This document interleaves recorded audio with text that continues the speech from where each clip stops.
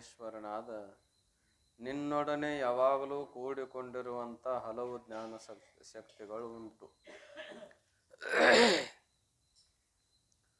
ಪರಮ ಪೂಜ್ಯ ಶ್ರೋತ್ರಿಯ ಬ್ರಹ್ಮನಿಷ್ಠರಾದ ಶ್ರೀಮದ್ ಜಗದ್ಗುರು ಶಿವಾನಂದ ಅಪ್ಪವರ ಹಾಗೂ ಸಿದ್ಧಾರೂಢ ಅಪ್ಪವರ ಶ್ರೀಚರಣಾರವಿಂದಗಳಲ್ಲಿಯೂ, ಪರಮ ಪೂಜ್ಯ ಶ್ರೋತ್ರಿಯ ಬ್ರಹ್ಮನಿಷ್ಠರಾದ ಶ್ರೀಮನ್ ನಿಜಗುಣ ಶಿವಯೋಗಿಗಳ ಹಾಗೂ ಜಗನ್ಮಾತೆಯ ಶ್ರೀಚರಣಾರವಿಂದಗಳಲ್ಲಿಯೂ, ಪರಮ ಪೂಜ್ಯ ಶ್ರೋತ್ರಿಯ ಬ್ರಹ್ಮನಿಷ್ಠರಾದ ಶ್ರೀಮದ್ ಜಗದ್ಗುರು ಗುರುನಾಥಾರೂಢ ಅಪ್ಪವರ ಹಾಗೂ ಜಗದ್ಗುರು ಸದಾಶಿವಾನಂದ ಅಪ್ಪವರ ಶ್ರೀಚರಣಾರವಿಂದಗಳಲ್ಲಿಯೂ, ಪರಮ ಪೂಜ್ಯ ಶ್ರೋತ್ರಿಯ ಬ್ರಹ್ಮನಿಷ್ಠರಾದ ಆರೂಢ ಜ್ಯೋತಿ ಶಿವಪುತ್ರ ಪಜ್ಜವರ ಹಾಗೂ ಎನ್ನ ಸದ್ಗುರುತ್ರಯರ ಶ್ರೀಚರಣಾರವಿಂದಗಳಲ್ಲಿಯೂ, ಪರಮ ಪೂಜ್ಯ ಶ್ರೋತ್ರಿಯ ಬ್ರಹ್ಮನಿಷ್ಠರಾದ ಬಸವಾನಂದ ಅಪ್ಪವರ ಹಾಗೂ ಬಸವಾದಿ ಶಿವಶರಣರ ಶ್ರೀಚರಣಾರವಿಂದಗಳಲ್ಲಿಯೂ ಅನಂತ ದೀರ್ಘದಂಡವತ್ ಪ್ರಣಾಮಗಳನ್ನು ಸಮರ್ಪಿಸಿ, ಸಭೆಯಲ್ಲಿ ಉಪಸ್ಥಿತರಿರುವ ತಮ್ಮೆಲ್ಲರಿಗೂ ಕೂಡ ವಂದಿಸಿ, ಈ ಐದನೇ ನುಡಿಯಲ್ಲಿ ಏನು ವಿಷಯ ಪ್ರತಿಪಾದನೆ ಮಾಡಕತ್ತಾರೋ ಅಂದ್ರೆ ವಿವರ್ತವಾದವನ್ನು ಹೇಳಲಿಕ್ಕೆ ಆರಂಭ ಮಾಡಿದ್ದಾರೆ. ಈ ಜಗತ್ತೆಲ್ಲ ಏನದಪ್ಪ ಅಂತ ಕೇಳಿದ್ರೆ ವಿವರ್ತ ಅದ. ವಿವರ್ತ ಪದಕಾರ್ಥ ಏನು ಅಂದ್ರೆ ಮಿಥ್ಯ. ವಿವರ್ತ ಪದಕಾರ್ಥ ಏನು? ಮಿಥ್ಯ ಅಂತ ತಿಳ್ಕೊಂಡು, ಬ್ರಹ್ಮವು ತಾನು ಕೆಡಲಾರದೆ ಜಗದ್ರೂಪವಾಗಿ ತೋರ್ತದಲ್ಲ, ಇದಕ್ಕೆ ವಿವರ್ತ ಅಂತ ಕರಿತಾ ಇದ್ದಾರೆ. ತಾನು ಮಾತ್ರ ಕೆಟ್ಟಿರಬಾರ್ದು, ಅನ್ಯಾಕಾರವಾಗಿ ತೋರುವುದು ಬಿಟ್ಟಿರಬಾರ್ದು, ಇದಕ್ಕೇನಂತ ಕರೀತಾರೆ? ವಿವರ್ತ ಅಂತ. ಅಂತ ವಿವರ್ತ ರೂಪವಾದಂಥ ಈ ಜಗತ್ತು ಸದ್ರೂಪನಾದ ನಿನ್ನಲ್ಲಿ ಹೇಗದ ತೋರಿದಂದ್ರೆ ಅಧ್ಯಾಸ ರೂಪದಿಂದ ಅಂತ ತಿಳ್ಕೊಂಡು. ಅಧ್ಯಾಸ ಈ ಪದಕಾರ್ಥ ಏನು ಅಂದ್ರೆ ತಪ್ಪು ತಿಳುವಳಿಕೆ. ಅಧ್ಯಾಸ ಪದಕಾರ್ಥ ಏನು? ತಪ್ಪು ತಿಳುವಳಿಕೆ. ಇರುವುದೊಂದು, ತಿಳ್ಕೊಳ್ಳೋದು ಒಂದು. ಅದಕ್ಕೆ ದೃಷ್ಟಾಂತ ಯಾವುದಪ್ಪ ಅಂದ್ರೆ ಪ್ರಸಿದ್ಧವಾದದ್ದು ರಜ್ಜು ಸರ್ಪಕಿ ನ್ಯಾಯಿ. ರಜ್ಜುವಿನಲ್ಲಿ ತೋರಲ್ಪಟ್ಟಂತ ಸರ್ಪದಂತೆ. ಇದ್ದದ್ದೇನದ? ಹಗ್ಗದ. ನಾವು ತಿಳ್ಕೊಂಡು ಏನದ? ಸರ್ಪ ಅಂತ ತಿಳ್ಕೊಂತೇವಲ್ಲ, ಇದಕ್ಕೆ ವಿಪರೀತ ಜ್ಞಾನ ಅಂತಾರ, ಇದಕ್ಕೆ ಭ್ರಾಂತಿ ಅಂತಾರ, ಇದಕ್ಕೆ ಅಧ್ಯಾಸ ಅಂತ ಕರೀತಾರ. ಕೆಲವು ಕಡೆ ಅಧ್ಯಸ್ಥ ಅಂತಾರ, ಆರೋಪ ಅಂತಾರ, ಅನಿರ್ವಚನೀಯ ಅಂತಾರ. ಪರ್ಯಾಯ ನಾಮಗಳು. ಏನ್ರಿ ಈ ಜಗತ್ ಹೆಂಗ ತೋರದ ಅಂತ ಕೇಳಿ ಅಧ್ಯಾಸ ರೂಪದಿಂದ ನಿನ್ನಲ್ಲಿ ತೋರಿರುವುದು. ನಿನ್ನೆ ನೋಡ್ಕೊಂಬಂದ್ವಿ. ಅಧ್ಯಾಸ ಪದಕಾರ್ಥ ಏನು ಮಾಡಿದ್ರು ಅಂತ ಕೇಳಿದ್ರೆ ಭ್ರಾಂತಿ ಜ್ಞಾನಕ್ಕ ವಿಷಯವಾದ ಮಿಥ್ಯಾವಸ್ತುವಿನ ಭ್ರಾಂತಿ ಜ್ಞಾನಕ್ಕೆ ಏನನ್ಬೇಕು ಅಂದ್ರೆ ಅಧ್ಯಾಸ ಅಂತ ತಿಳ್ಕೊಂಡು. ಈ ಅಧ್ಯಾಸದಲ್ಲಿ ಪ್ರಕಾರಗಳು ಎಷ್ಟು ಅಂದ್ರೆ 2. ಏನು ವಿಷಯಾಧ್ಯಾಸ ಹೇಳ್ತೇವೆ ಅದಕ್ಕೆ ಅರ್ಥಾಧ್ಯಾಸ ಅಂತಾರ. ಏನು ಜ್ಞಾನದ ಅಧ್ಯಾಸ ಹೇಳ್ತೇವೆ ಅದಕ್ಕೆ ಜ್ಞಾನಾಧ್ಯಾಸ ಅಂತ ಕರೀತಾರೆ. ಮಿಥ್ಯಾಜ್ಞಾನಕ್ಕ ವಿಷಯವಾದ ಅಥವಾ ಭ್ರಾಂತಿ ಜ್ಞಾನಕ್ಕ ವಿಷಯವಾದ ಯಾವ ಮಿಥ್ಯಾವಸ್ತು ಅದಕ್ಕೆ ಅರ್ಥಾಧ್ಯಾಸ ಅಂತಾರೆ. ಆ ಮಿಥ್ಯಾವಸ್ತುವಿನ ಜ್ಞಾನಕ್ಕೆ ಏನಂತ ಕರೀತಾರೆ? ಜ್ಞಾನಾಧ್ಯಾಸ ಅಂತ ಕರೀತಾರೆ. ಅಂದ್ರೆ ವಿಷಯವೂ ಮಿಥ್ಯಾನೆ, ವಿಷಯದ ಜ್ಞಾನವೂ ಮಿಥ್ಯಾನೆ. ಇದ್ದದ್ದು ಹಗ್ಗ, ತಿಳ್ಕೊಂಡದ್ದೇನು? ಸರ್ಪ. ಇದ್ದ ಹಗ್ಗ ಇದ್ಮೇಲೆ ಹಗ್ಗ ಜ್ಞಾನ ಆಗ್ಬೇಕಾಯ್ತು, ಆದ್ರೆ ಎದ್ರ ಜ್ಞಾನ ಆಗ್ತೈತೆ ನಮಗ? ಸರ್ಪದ ಜ್ಞಾನ ಆಗ್ತಾ ಇದೆ. ಸರ್ಪ ಮಿಥ್ಯ ಆದ್ಮೇಲೆ ಸರ್ಪದ ಜ್ಞಾನ ಸತ್ಯ ಆಗ್ಬೋದನು? ಎಂದೂ ಸಾಧ್ಯ ಇಲ್ಲ. ಅಂದ್ಮೇಲೆ 2 ಏನದಾವು? ಅಧ್ಯಾಸಿಕ ಅಂತ ತಿಳ್ಕೊಂಡು. ಈ ಅಧ್ಯಾಸದಲ್ಲಿ ಪ್ರಕಾರಗಳು 2 ಹೇಳಿ, ಅರ್ಥಾಧ್ಯಾಸದಲ್ಲಿ ಎಷ್ಟು ಪ್ರಕಾರ ಹೇಳಿದ್ರು ಅಂತ ಕೇಳಿದ್ರೆ 6 ಪ್ರಕಾರ ಹೇಳಿದ್ರು. 6 ಯಾವ್ಯಾವ ಅಂದ್ರೆ ಕೇವಲ ಸಂಬಂಧ ಅಧ್ಯಾಸ, ಸಂಬಂಧ ಸಹಿತ ಸಂಬಂಧಿ ಅಧ್ಯಾಸ, ಕೇವಲ ಧರ್ಮ ಅಧ್ಯಾಸ, ಧರ್ಮ ಸಹಿತ ಧರ್ಮೀಯ ಅಧ್ಯಾಸ, ಅನ್ಯೋನ್ಯ ಅಧ್ಯಾಸ, ಅನ್ಯತರ ಅಧ್ಯಾಸ. ಇದನ್ನ ತಿಳಿದ್ವಿ ಅಂದ್ರೆ, ತಿಳಿದು ಕೈ ಬಿಟ್ವಿ ಅಂದ್ರೆ ಅಂದನ ಮುಕ್ತರು. ಏನದ್ರಿ? ಸುಮ್ಮನೆ ಮುಂದೆ ಹೇಳ್ಕೊಂತ ಹೋಗೋದು ಬಿಟ್ಟು ಏನು ಹೇಳ್ಕೊಂತಾರ ಮರ ಅಧ್ಯಾಸ ಅಂದಿರಿ. ನಾವೆಲ್ಲರೂ ದುಃಖಿಗಳಾಗಿದ್ದೆ ಎಲ್ಲಿ ಅಂದ್ರೆ ಇಲ್ಲೇ. ನಾವೆಲ್ಲರೂ ಅಧ್ಯಾಸ ಉಳ್ಳವರು ಆಗಿರುವುದರಿಂದಲೇ ದುಃಖ ಆಗ್ಯದ. ಅಂದ್ರೆ ತಪ್ಪು ತಿಳ್ಕೊಂಡಿದ್ದರಿಂದ ದುಃಖ ಆಗ್ಯದ. ಇದ್ದಕ್ಕಿದ್ದಂಗೆ ತಿಳ್ಕೊಂಡ್ವಿ ಅಂದ್ರೆ ಏನಾಕತಿ ಅಂತ ಕೇಳಿದ್ರೆ ಈ ತಪ್ಪು ತಿಳುವಳಿಕೆ ಹೊರಟು ಹೋಗ್ತಾ ಇದೆ. ಇದ್ದಕ್ಕಿದ್ದಂಗೆ ಹಗ್ಗ ಜ್ಞಾನ ಆಯ್ತು ಅಂದ್ರೆ ಸರ್ಪ ಜ್ಞಾನ ನಿವೃತ್ತಿ ಆಕತ್ತೆ ಉಳಿತದೋ? ನಮ್ಮನ್ನು ಹೆದರಿಸಿದ್ದ್ಯಾವುದು? ಸರ್ಪದ ಜ್ಞಾನ ನಮ್ಮನ್ನು ಹೆದರಿಸಿದ್ದ್ಯಾವ್ದ್ರಿ? ಆ ಹಗ್ಗ ಜ್ಞಾನ ಆದ್ಮೇಲೆ ಎಲ್ಲೋ ಯಪ್ಪ ಘನ ಹೆದರಿದ್ನೆ ಹೇಳುವಾಗ ಹೆದರ ನಾನು ಘನ ಹೆದರಿದ್ನೆ ಅಂತ ಹೇಳ್ತಾನಲ್ಲ. ಹೆದರಿದ್ನೆ ಅಂದ್ರೆ ಮೊದಲು ಏನು ಈಗ ಮೊದಲು ಅಂದಂಗಾಯ್ತು. ಮೊದಲಂದ್ರೆ ಇದ್ದ ಹಗ್ಗವನ್ನು ಮರೆತು ಇಲ್ಲದ ಸರ್ಪದ ಏನು ಭ್ರಾಂತಿಯಿಂದ ತೋರ್ತು ಆ ಕಾಲದಲ್ಲಿ ಹೆದರಿದ್ದ ಕರೆ ಬೆಳಕಿನ ಸಹಾಯ ಮೂಲಕವಾಗಿ ಹಗ್ಗ ಜ್ಞಾನ ಆದ್ಮೇಲೆ ಏನು ಹೆದರಿದ್ನಿ ಮಾರಾಯ, ನೀ ಬಂದು ಬೇಸಿ ಮಾಡಿದ ನೋಡು ಬ್ಯಾಟ್ರಿ ತಂದು ಅಂತ ತಿಳ್ಕೊಂಡಂತ ಇದ್ದಾನೆ. ಅಂದ್ರೆ ಇದ್ದಕ್ಕಿದ್ದಂಗೆ ತಿಳ್ಕೊಂಡ್ರೆ ಏನು ಗದ್ಲಿಲ್ಲ. ಇದ್ದಕ್ಕಿದ್ದಂಗೆ ತಿಳ್ಕೊಳ್ಳಾರ್ದೆ ವಿಪರೀತ ತಿಳ್ಕೊಂಡಿದ್ದಕ್ಕೆ ನಮಗೇನದ ಅಂತ ಕೇಳಿ ಇಷ್ಟೆಲ್ಲ ಗದ್ಲ ಹತ್ತದ.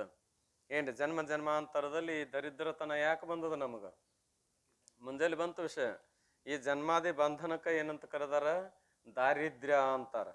ದಾರಿದ್ರ್ಯ ಅಂದ್ರ ಬಡತನ. ನಿಜವಾಗಲೂ ವಿಚಾರ ಮಾಡಿ ನೋಡಿದ್ರೆ ನಾವೆಲ್ಲರೂ ಬಡವರು ಶ್ರೀಮಂತರು ಗಣನ ಎದರಾಗ ಮಾಡ್ತೇವೆ ಅಂದ್ರೆ ಈ ರೊಕ್ಕದಾಗ ಮಾಡ್ತೇವೆ. ಅಂದ್ರೆ ಸಂಪತ್ತಿನ ಮಧ್ಯದಲ್ಲಿ ಮಾಡಿದ. ಸಂಪತ್ತಿದ್ದವ ಬಡವ, ಸಂಪತ್ತಿದ್ದವ ಶ್ರೀಮಂತ ಅಂತ ತಿಳ್ಕೊಂಡು.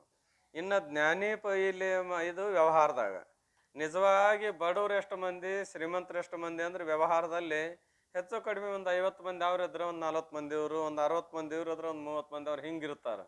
ಆದ್ರೆ ವಿಚಾರ ಮಾಡಿ ನೋಡಿದ್ರೆ ಮನುಷ್ಯರ ವರ್ಗದಲ್ಲಿ 4 ಮಂದಿನ ಮಾಡ್ಕೊಂಬಂದಾರ. 4 ವರ್ಗ ಮನುಷ್ಯರಲ್ಲಿ ಎಷ್ಟು ಮಂದಿ? 4 ವರ್ಗ. ಯಾರ್ಯಾರು ಅಂತ ಕೇಳಿದ್ರೆ ಅದು ಆಯ್ತು.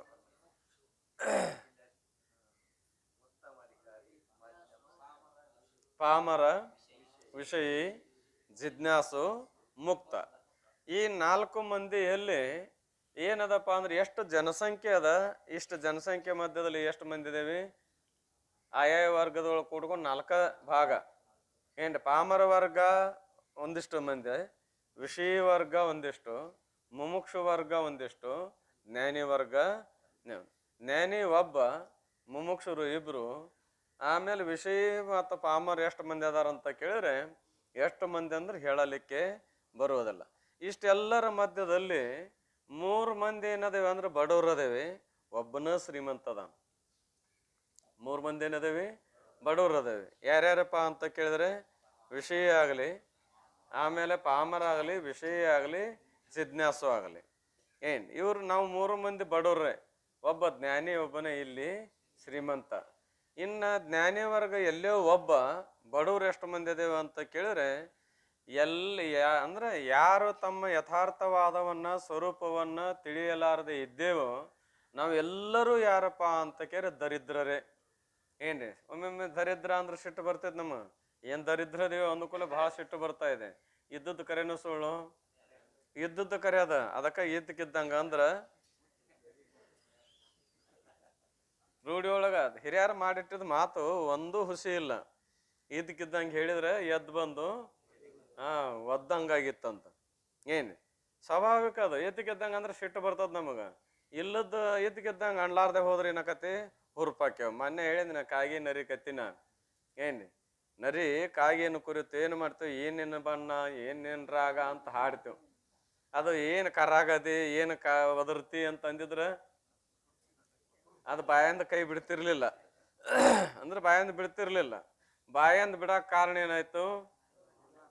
ಇದ್ದಕ್ಕಿದ್ದಂಗೆ ಅಣ್ಲಾರ್ದನೆ ವಿಪರೀತ ಹೊಗಳದಾಗ ಹುರುಪಾಯ್ತು. ಹಂಗ ನಮ್ಮ ಹನ್ನೆಬರ್ನ ಹಂಗ ಕಾಗೆ ಹಂಗದ ಜೀವನ. ಇದ್ದಕ್ಕಿದ್ದಂಗೆ ಹೇಳಿದ್ರೆ ಸಿಟ್ಟು ಬರ್ತಾ ಇದೆ.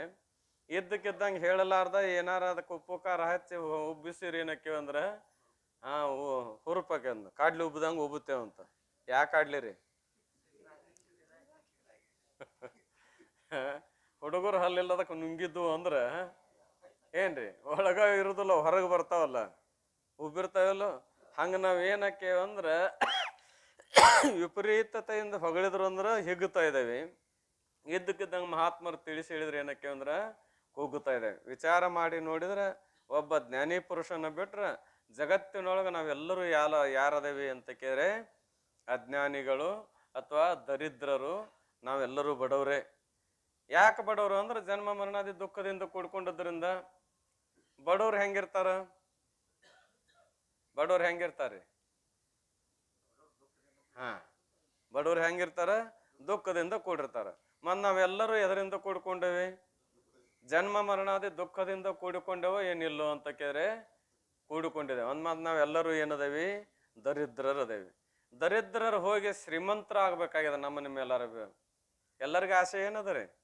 ಹೆಂಗ ವ್ಯವಹಾರದಲ್ಲೇ ಅನುಭವಕ್ಕೆ ಬರ್ತಾ ಇದೆ. ಯಾರಿಗೆ ಬಡವರಾಗಿರ್ಬೇಕನ್ನೋ ಆಸೆ ಆಗ್ತದ್ರಿ? ಏನಾದರೂ ಮಾಡಿ, ಚಲೋದಾರ ಇರಲಿ ಕೆಟ್ಟದ್ದಾರಲಿ, ಏನಾದರೂ ಮಾಡಿ ಏನಾಗಬೇಕು? ಶ್ರೀಮಂತರಾಗಬೇಕು ಅಂತ. ವ್ಯವಹಾರದಾಗ ಶ್ರೀಮಂತ ಆದರೂ ದರಿದ್ರನ ಇರ್ತಾನ, ಆ ಮಾತು ಬೇರೆ. ಆದ್ರೆ ಏನಾದ್ರೂ ಮಾಡಿ ಶ್ರೀಮಂತರಾಗಬೇಕು ಅನ್ನೋದು ಇರ್ತದೆ ದರಿದ್ರರಿ. ಹಂಗ ನಾವು ನೀವೆಲ್ಲರೂ ಶ್ರೀಮಂತರಾಗಬೇಕಾಗಿತ್ತು ಅಂದ್ರ ಪ್ರಭುದೇವರು ಹೇಳಿದ್ರು, ನಿನ್ನದೆಂಬುದು ಒಂದು ಜ್ಞಾನರತ್ನ. ಆ ಜ್ಞಾನರತ್ನವನ್ನು ಗಳಿಸಿದೆ ಯಾದೊಡೆ, ನಿನ್ನಂತ ಬಡವರಿಲ್ಲ ಕಾಣ, ನಿನ್ನಂತ ಶ್ರೀಮಂತರಿಲ್ಲ ಕಾಣಾಗೋ ಈಶ್ವರ ಅಂತೇಳಿ. ನಮ್ಮಂತ ಶ್ರೀಮಂತರು ಯಾರು ಅದಾರನಂತ ಕೇಳಿದ್ರೆ ಇಲ್ಲ. ಏನ್ ಈ ಹೊರಗಿನ ಶ್ರೀಮಂತಕ್ಕೆ ಒಬ್ಬರು ತಲೆ ಮೇಲೆ ಒಬ್ರು ಹಾರುವಂಗದಾರ ಜಗತ್ತಿನೊಳಗ. ಆದ್ರೆ ನಿಜವಾದ ಜ್ಞಾನವನ್ನ ಗಳಿಸಿದ ಮೇಲೆ ಅಂತ ಶ್ರೀಮಂತರು ತ್ರಿಲೋಕದಲ್ಲಿಯೂ ಕೂಡ ಏನು ಹುಡುಕಿದ್ರೆ ಸಿಗುವುದಿಲ್ಲ. ಅಂದ್ರೆ ನಾವು ಶ್ರೀಮಂತರಾಗ್ಬೇಕಾದ್ರೆ ಏನ್ ಮಾಡ್ಬೇಕು ಅಂದ್ರೆ ಬ್ರಹ್ಮಜ್ಞಾನವನ್ನೇ ಗಳಿಸ್ಬೇಕು. ಮತ್ತು ಬಂದದ್ದು ಅದಕ್ಕ ಎಲ್ಲಿಂದ ಬಂದೇವ್ರಿ? ಎಲ್ಲಿಂದ ಬಂದೇವ್ರಿ? ಇಲ್ಲ, ಅದು ಕರೆನೇ ಅದ. ಆರ ವಾಸ್ತವತ ವಿಚಾರ ಮಾಡಿದ್ರೆ ಎಲ್ಲಿಂದ ಬಂದೇವ್ ನಾವು? ಬ್ರಹ್ಮಜ್ಞಾನವನ್ನೇ ಹೊಂದಿ ಮುಕ್ತರಾಗ್ತೇವೆ ಅಂತ ತಿಳ್ಕೊಂಡು ಬಂದೇವಲ್ಲ. ಎಲ್ಲಿಂದ ಬಂದೇವಿ?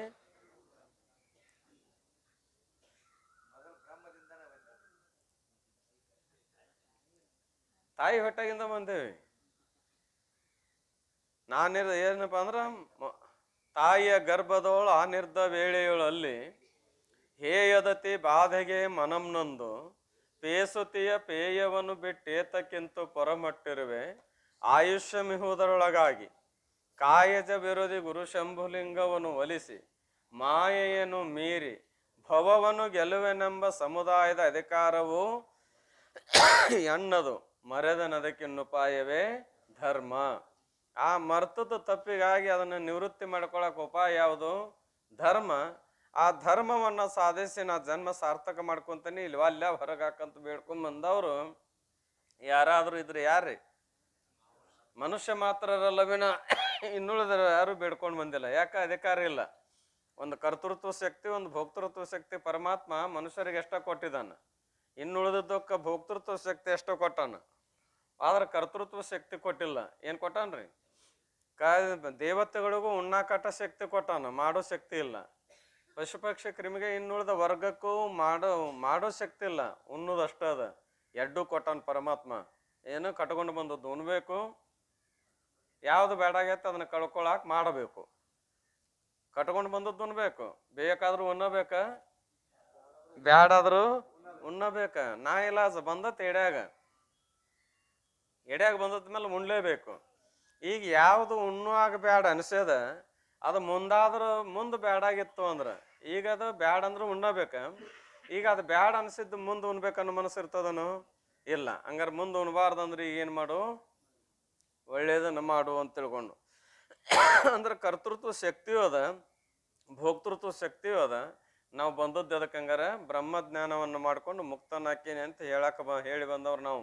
ಹಂಗಾರೆ ಈಗ ನಾವು ಸಂಪತ್ತನ್ನು ಗಳಿಸ್ಬೇಕಾದ್ರೆ ಯಾವ ಸಂಪತ್ತು ಗಳಿಸ್ಬೇಕು? ಬ್ರಹ್ಮಜ್ಞಾನ ರೂಪ ಸಂಪತ್ತನ್ನು ಗಳಿಸಾಕ ಬಂದವ್ರು ನಾವು ಇವೆಲ್ಲ. ಏನ್ ನಡೆದದಪ್ಪ ಅಂತ ಕೇಳಿದ್ರೆ ದರಿದ್ರ ತನಕ ಕಾರಣವಾದದ್ದನ್ನು ನಾವೆಲ್ಲರೂ ಗಳಿಕೆಗೆ ಬೆನ್ ಹತ್ತಿದ್ದೇವೆ.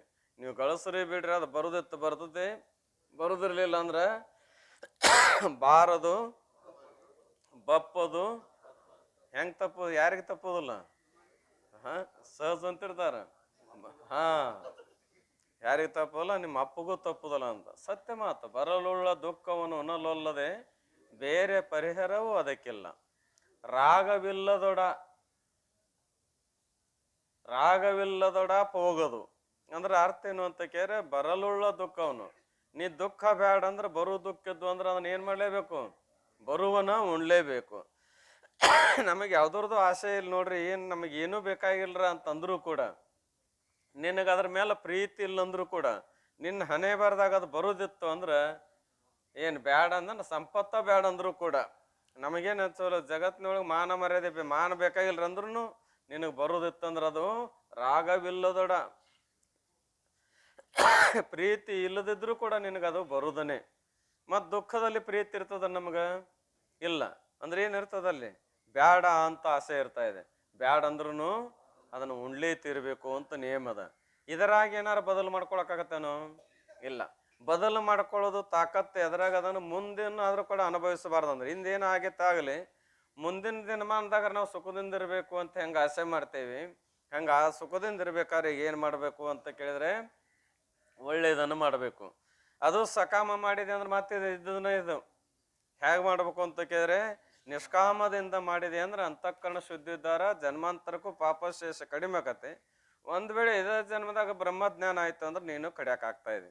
ಅಂದ್ರೆ ನಾವೆಲ್ಲರೂ ಬಂದದ್ದು ಎತ್ತಕ್ಕಾಗಿ ಬ್ರಹ್ಮಜ್ಞಾನವನ್ನು ಹೊಂದಿ ಮುಕ್ತನಾಗಿರ್ತೇನೆ ಅಂತ ಹೇಳಿ ಬಂದೇವೆ ಹೊರತಾಗಿ ಆದ್ರೆ ನಾವ್ ಯಾರು ಕೂಡ ಏನಪ್ಪಾ ಅಂದ್ರೆ ಆರಾಮ್ ಹೆಂಡ್ರ ಮಕ್ಕಳು ಮಾಡ್ಕೊಂಡು ಮನೆ ಹೊಲ ಗಳಿಸಿ ಆರಾಮ್ ಇರ್ತೇನೆ ಅಂತ ಹೇಳಿ ಬಂದವ್ರು ಒಬ್ರು ಇಲ್ಲ. ಇಲ್ಲಂದ್ರೆ ಮತ್ತೆ ಬೆನ್ನ ಎದಕ್ಕೆ ಹತ್ತೀವಿ? ಯಾವುದು ವಾಲ್ಯ ಅಂತ ಬಂದೇವಿ, ಯಾವುದು ಬೇಕು ಅಂತ ಬಂದೇವಿ. ಬೇಕಂದದನ್ನು ಕೈ ಬಿಟ್ಟೇವಿ, ವಾಲ್ಯ ಅಂದದ್ದಕ್ಕನ ಏನ್ ಮಾಡಿದೇವಿ? ಬೆನ್ನ ಹತ್ತಿದೇವಿ. ವಾಲ್ಯ ಅಂದದಕ್ಕೆ ಬೆನ್ನ ಹತ್ತೇವಲ್ರಿ ಅದಕ್ಕಾಗಿ ನಮ್ಮ ನಿಮ್ಮೆಲ್ಲರ ಜೀವನದಲ್ಲಿ ಇದ್ದದ್ದನ್ನು ತಿಳ್ಕೊಳ್ಳೋದು ಬಿಟ್ಟು ಇಲ್ಲದ್ದು ತಿಳ್ಕೊಂಡದ್ದಕ್ಕೆ ಅಧ್ಯಾಸ ಅಂತಾರ. ಅದಕ್ಕೆ ತಪ್ಪು ತಿಳುವಳಿಕೆ ಅಂತಾರ. ಈ ತಪ್ಪು ತಿಳುವಳಿಕೆ ಅನೇಕ ರೂಪದಿಂದ ಆಗಿದೆ ನಮಗೆ.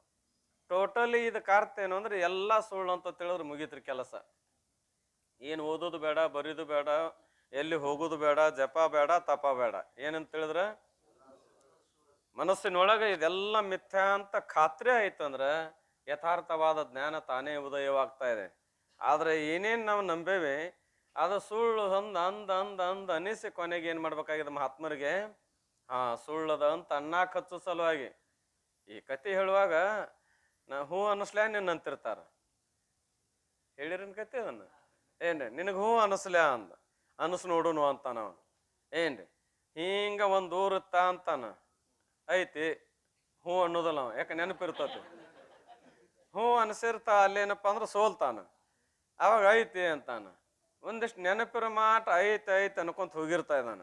ಇವ ಕತೆ ಹೇಳಿ ಹೂ ಅನ್ಸ ಏನ್ ಮಾಡ್ತಾನ, ಮರೆಸಿ ಮರೆಸಿ ಮರೆಸಿ ಮರೆಸಿ ಕಡೆಗೆ ಒಮ್ಮೆ ಅಂದ್ಕೊಳ್ಳೆ ಹೂ ಅಂದ್ಬಿಡ್ತಾನ. ಎಂತನ್ರಿ ಹೂ ಅಂತಾನ. ಯಾವಾಗ 100 ಸಲ ಅನ್ಸಾಕ್ ಹೋಗಿ ಮರಸಿದಾಗ ಹೆಂಗ ಹೂ ಅಂತಾನ ಹಂಗ ನಮಗೂ ಮಹಾತ್ಮರು ಕೊನೆಗೆ ಇದೆಲ್ಲ ಅದು ಸುಳ್ಳು ಇದು ಸುಳ್ಳು ಅದು ಸುಳ್ಳು ಇದು ಸುಳ್ಳು ಅಂದ್ರೆ ಏನ್ ಹೇಳ್ತಾರ ಅವ್ರು ಅನ್ಕೋಂತ ಇದ್ದವಂಗ ಕೊನೆಗೊಮ್ಮೆ ಏನನ್ನ ಕಸ್ತಾರ? ಸುಳ್ಳನ್ನ ಕಸ್ತಾ ಇದಾರ. ಯಾವಾಗ ಸುಳ್ಳಂತ ಸಿದ್ಧ ಆಯ್ತು ಅಂದೇ ನಮ್ಮ ಜನ್ಮ ಸಾರ್ಥಕ ಆಗ್ತಾ ಇದೆ. ಅದಕ್ಕಾಗಿ ನಿನ್ನ ಸ್ವರೂಪದೊಳಗ ಯಾವುದು ನಿನ್ನ ಸ್ವರೂಪ? ಸದ್ರೂಪವಾದ ನಿನ್ನ ಸ್ವರೂಪದೊಳಗ ಅಧ್ಯಾಸಗಳಾಗಿ ತೋರುವ ಅಂದ್ರೆ ದೇಹವನ್ನೇ ಮೊದಲು ಮಾಡಿಕೊಂಡು ಏನೆಲ್ಲ ಒಪ್ಪೇವಲ್ಲ ಇವೆಲ್ಲವೂ ಅಧ್ಯಾಸಗಳಾಗಿ ತೋರುವ ಅನೇಕ ಕಾರ್ಯಗಳುಳ್ಳಂತ ಮಹೇಶ್ವರನಾದ ನಿನ್ನೊಡನೆ ಇವೆಲ್ಲವೂ ತೋರುವುದಲ್ಲ, ಮಹೇಶ್ವರನಾದ ನಿನ್ನೊಡನೆ ಯಾವಾಗಲೂ ಕೂಡಿಕೊಂಡಿರುವಂತ ಇವೆಲ್ಲ ಎಲ್ಲಿದಾವು? ನಿನ್ನಲ್ಲಿ ಕೂಡಿಕೊಂಡಿರುವಂತ ಹಲವು ಜ್ಞಾನ ಶಕ್ತಿಗಳು. ಇಷ್ಟೆಲ್ಲ ಆಕಾರ ಆದದ್ದು ಯಾವ್ದ್ರಿ? ನಿನ್ನಲ್ಲಿರುವ ಜ್ಞಾನ ಶಕ್ತಿಗಳು ಎಲ್ಲ ಆಕಾರ ಆಗ್ಯಾವ. ಏನು ಮತ್ತೇನಾರಾಗ್ಯಾವ?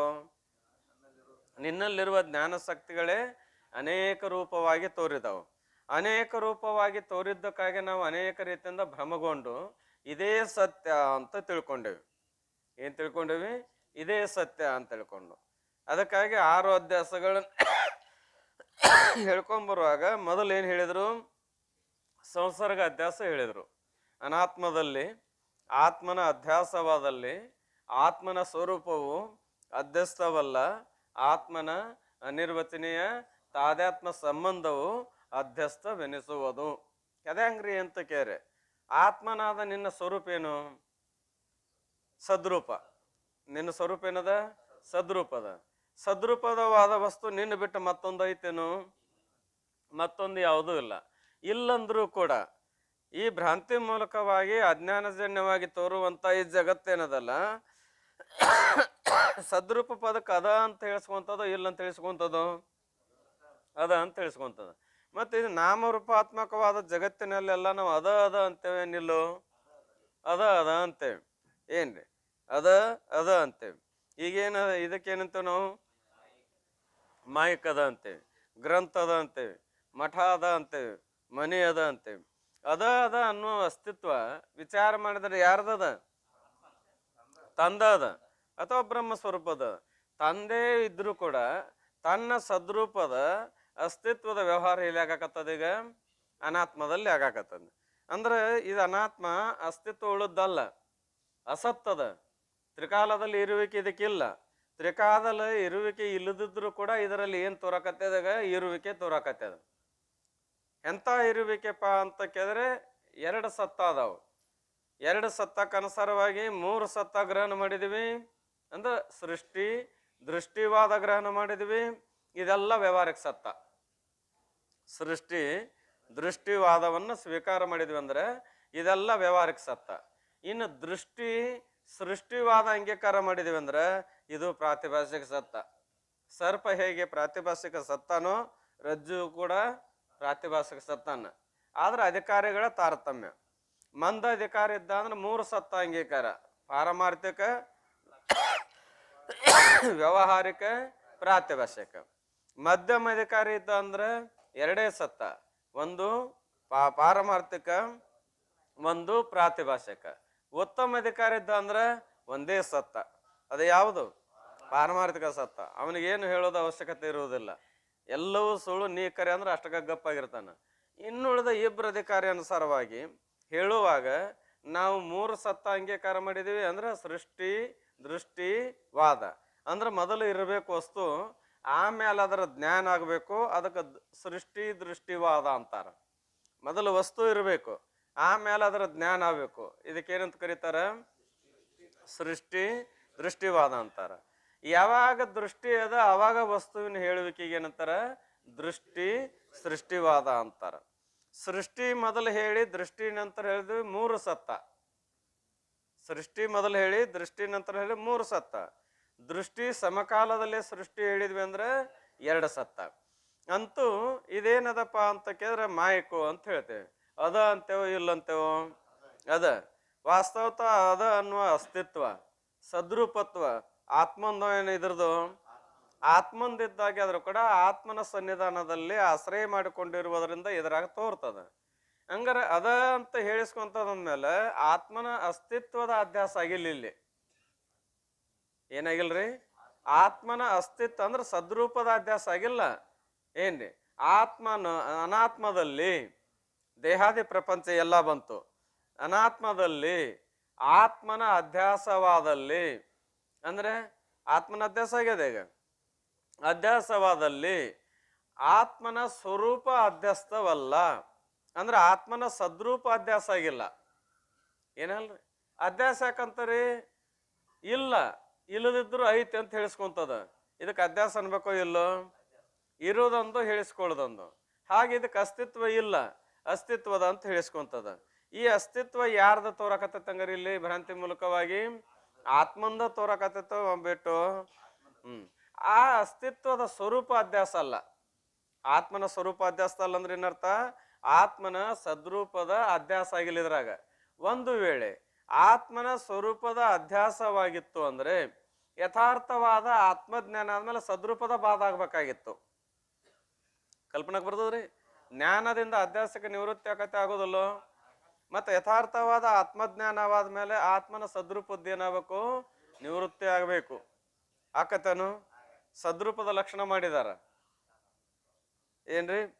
ಈ ವಿಷಯಕ್ಕೆ ಅನುಸರಿಸಿ ಹೇಳೋದಿಗೆ ನೀವು ಆತ್ಮನ ಸದ್ರೂಪತ್ವದ ಅಧ್ಯಾಸ ಹೇಳಿದ್ವಿ ಅಂದ್ರೆ ಆತ್ಮನ ಜ್ಞಾನದಿಂದ ಆತ್ಮನ ಸದ್ರೂಪದ ನಿವೃತ್ತಿ ಆಗ್ಬೇಕೀಗ. ಏನಾಗಬೇಕು? ನಿವೃತ್ತಿ ಆಗ್ಬೇಕು. ಆಕತೇನು? ಆಗೋದಲ್ಲ. ಹಂಗಾರ ಸದ್ರೂಪ ಅಂದ್ರೆ ಯಾವ್ದಕ್ಕಂದಾರ? ಇದಕ್ಕನುಸರಿಸಿ ಹೇಳ್ಬೇಕಾರೆ ತ್ರಿಕಾಲಾಭತೆ ಒಂದು ಸದ್ರೂಪಂ, ಮೂರು ಕಾಲದಲ್ಲಿ ಇರುವುದು ಸದ್ರೂಪ.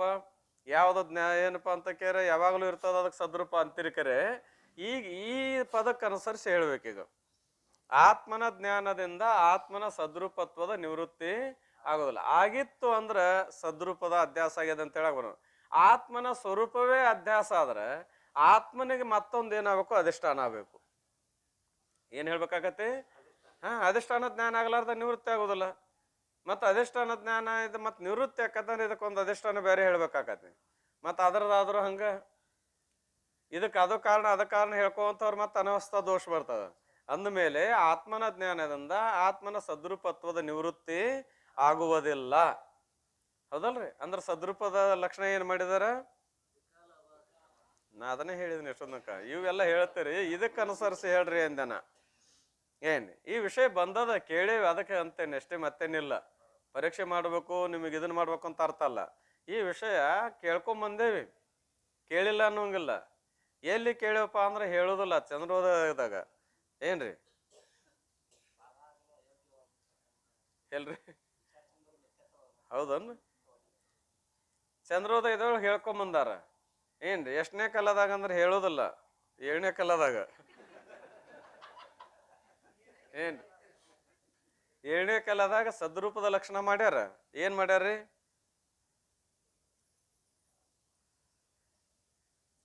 ವಿಧೇಯ ವಿಶೇಷಣ ಹೇಳುವಾಗ ಮೊದಲನೇ ಲಕ್ಷಣ ಯಾವುದು?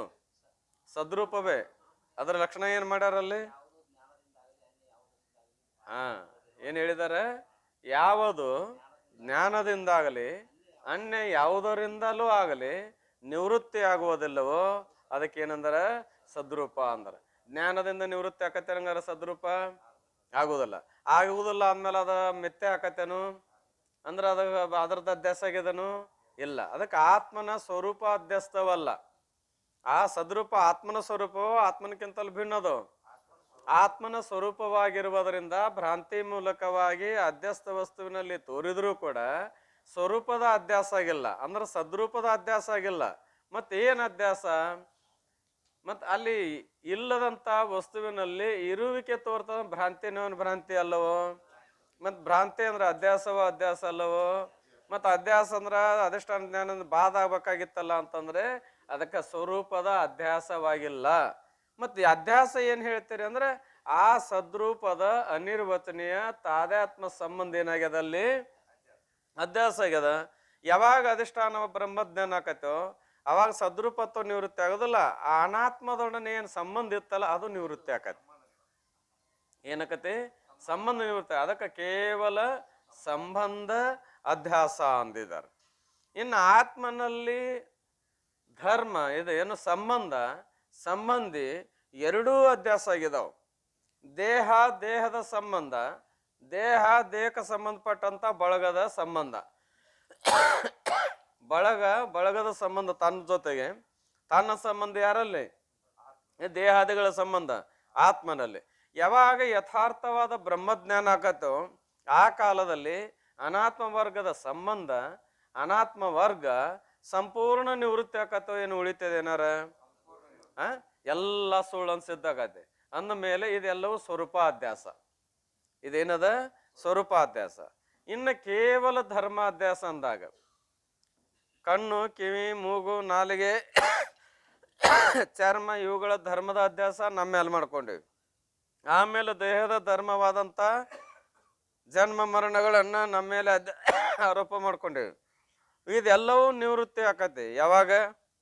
ಅಧಿಷ್ಠಾನವಾದ ಬ್ರಹ್ಮಜ್ಞಾನ ಆದ ಮೇಲೆ ನಾ ಏನಲ್ಲ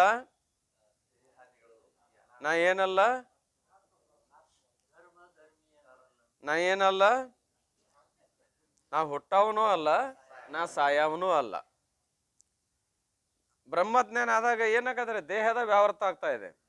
ದೇಹದ ವ್ಯಾವರ್ತ ದೇಹದ ಧರ್ಮದ ಆರೋಪ ಇದಲ್ಲ, ಆ ಜನ್ಮಾದಿಗಳ ಆರೋಪ ಉಳಿತದನು. ನ ಮ್ರಿಯತೆ ನ ಜಾಯತೆ. ನಾ ಹುಟ್ಟುವವನು ಅಲ್ಲ, ನಾನು ಸಾಯುವವನು ಅಲ್ಲ. ಆಮೇಲೆ ಕಣ್ಣು ಕಿವಿ ಮೂಗು ನಾಲಿಗೆ ಇವರ ನಾನು, ಇವು ನಾನೂ ಅಲ್ಲ, ಇವು ನನ್ನೂ ಅಲ್ಲ. ಮತ್ತು ಇವೇ ನೀನು ಅಲ್ಲ ನಿನ್ನೂ ಅಲ್ಲ ಅಂದಮೇಲೆ ಇವುಗಳ ನೋಡುವ ಮೊದಲಾದ ಧರ್ಮಗಳು ನೀನಾಕೇನು ಅಂದ್ರೆ ನೋಡುವವನು ಮಾಡುವವನು ಯಾವುದು ನಾನು ಅಲ್ಲ. ಮತ್ತು ಇವು ಸ್ವರೂಪತಾ ನಿವೃತ್ತಿ ಆಗುವುದಿಲ್ಲ. ಈ ಧರ್ಮಗಳು ಕೂಡ ನಿವೃತ್ತಿ ಆಗ್ತಾ ಇದಾವೆ. ಯಾವಾಗ ನಾ ಅಕರ್ತ ಅಭೋಕ್ತ ಅಂತ ತಿಳುವಳಿಕೆ ಬಂತು ಏನ್ರಿ? ಯಾವಾಗ ನಾ ಅಕರ್ತ ಅಭೋಕ್ತ ಅಂತ ತಿಳುವಳಿಕೆ ಬಂತು ಆ ಕಾಲದಲ್ಲಿ ನಾ ಕರ್ತಾಭೋಕ್ತ ಅನ್ನೋದು ಉಳಿತದನು? ಉಳಿಯೋದಲ್ಲ. ಕರ್ತಾಭೋಕ್ತಕ್ಕೆ ಆಶ್ರಯವಾದದ್ದು ಯಾವುದು? ಅಂತಃಕರಣ. ಅಂದ್ರೆ ಮಾಡೋದು ಯಾವುದು? ಅಂತಃಕರಣ. ಆ ಅಂತಃಕರಣವೇ ನಿವೃತ್ತಿ ಆದ ಮೇಲೆ ಅಂತಃಕರಣ ಧರ್ಮ ಸಿದ್ಧಿ ಆಕ್ಕವನು ಅಂತಃಕರಣ ಧರ್ಮನೂ ಸಿದ್ಧವಲ್ಲ. ಧರ್ಮ ಧರ್ಮಿ ಎರಡೂ ನಿವೃತ್ತಿ ಆಕಾವು. ಎದರಿಂದ? ಅಧಿಷ್ಠಾನವಾದ ಬ್ರಹ್ಮಜ್ಞಾನದಿಂದ ಎರಡು ನಿವೃತ್ತಿ ಆಕಾವು. ಇವಕ್ಕೂ ಸ್ವರೂಪಾಧ್ಯಾಸ ಅನ್ಬೇಕು, ಸಂಸರ್ಗನ ಸ್ವರೂಪಾಧ್ಯಾಸನ ಅನ್ಬೇಕು. ಸ್ವರೂಪತ ಮಿಥ್ಯ ಆಕ. ಏನು ಬ್ರಹ್ಮಜ್ಞಾನ ಆದ್ಮೇಲೆ ಸದ್ರೂಪ ಹೆಂಗೆ ಸಿದ್ಧಕತಿ, ಹಾಗೆ ಇವೇನಾರೇ ಒಂದರ ಸಿದ್ಧಕ್ಕವನು. ಧರ್ಮಿ ಸಿದ್ಧಕತಿ, ಧರ್ಮಷ್ಟ ನಿವೃತ್ತಿ. ಧರ್ಮ ನಿವೃತ್ತಿ ಆಕೋದು ಧರ್ಮಿ ನಿವೃತ್ತಿ ಆಕೋದು ಧರ್ಮ, ಅಥವಾ ಧರ್ಮ ನಿವೃತ್ತಿ ಆಕೋದು ಧರ್ಮಿ ಸಿದ್ಧ. ಹಿಂಗೇನಾರೈತನು ಧರ್ಮ ಧರ್ಮಿ ಧರ್ಮ ಎಲ್ಲವೂ ನಿವೃತ್ತಿ ಆಕಾವು. ಇನ್ನು ಅನ್ಯೋನ್ಯ ಅಧ್ಯಾಸದಲ್ಲಿ ಎರಡೂ ಅದಾವು. ಅನ್ಯೋನ್ಯ ಅಧ್ಯಾಸದಲ್ಲಿ ಏನದ? ಸಂಸರ್ಗ ಅಂದ್ರೆ ಸಂಬಂಧ ಅಧ್ಯಾಸನೂ ಅದ, ಸ್ವರೂಪ ಅಧ್ಯಾಸನೂ ಅದ. ಆತ್ಮನ ಅಧ್ಯಾಸವನ್ನ ಅನಾತ್ಮದಲ್ಲಿ ಹೇಳಿದ್ವಿ ಸಂಸರ್ಗ ಅಧ್ಯಾಸ. ಅನಾತ್ಮದ ಅಧ್ಯಾಸ ಆತ್ಮನಲ್ಲಿ ಹೇಳಿದ್ವಿ ಸ್ವರೂಪ ಅಧ್ಯಾಸ. ಏನ್ ಆತ್ಮನ 4 ಧರ್ಮದಾವು, ಅನಾತ್ಮದ್ದು 4 ಧರ್ಮದಾವು. ಆತ್ಮನ 4 ಧರ್ಮಗಳು ಯಾವುವು ಅಂತ ಕೇಳಿದ್ರೆ ಸತ್, ಚಿತ್ತ, ಆನಂದ,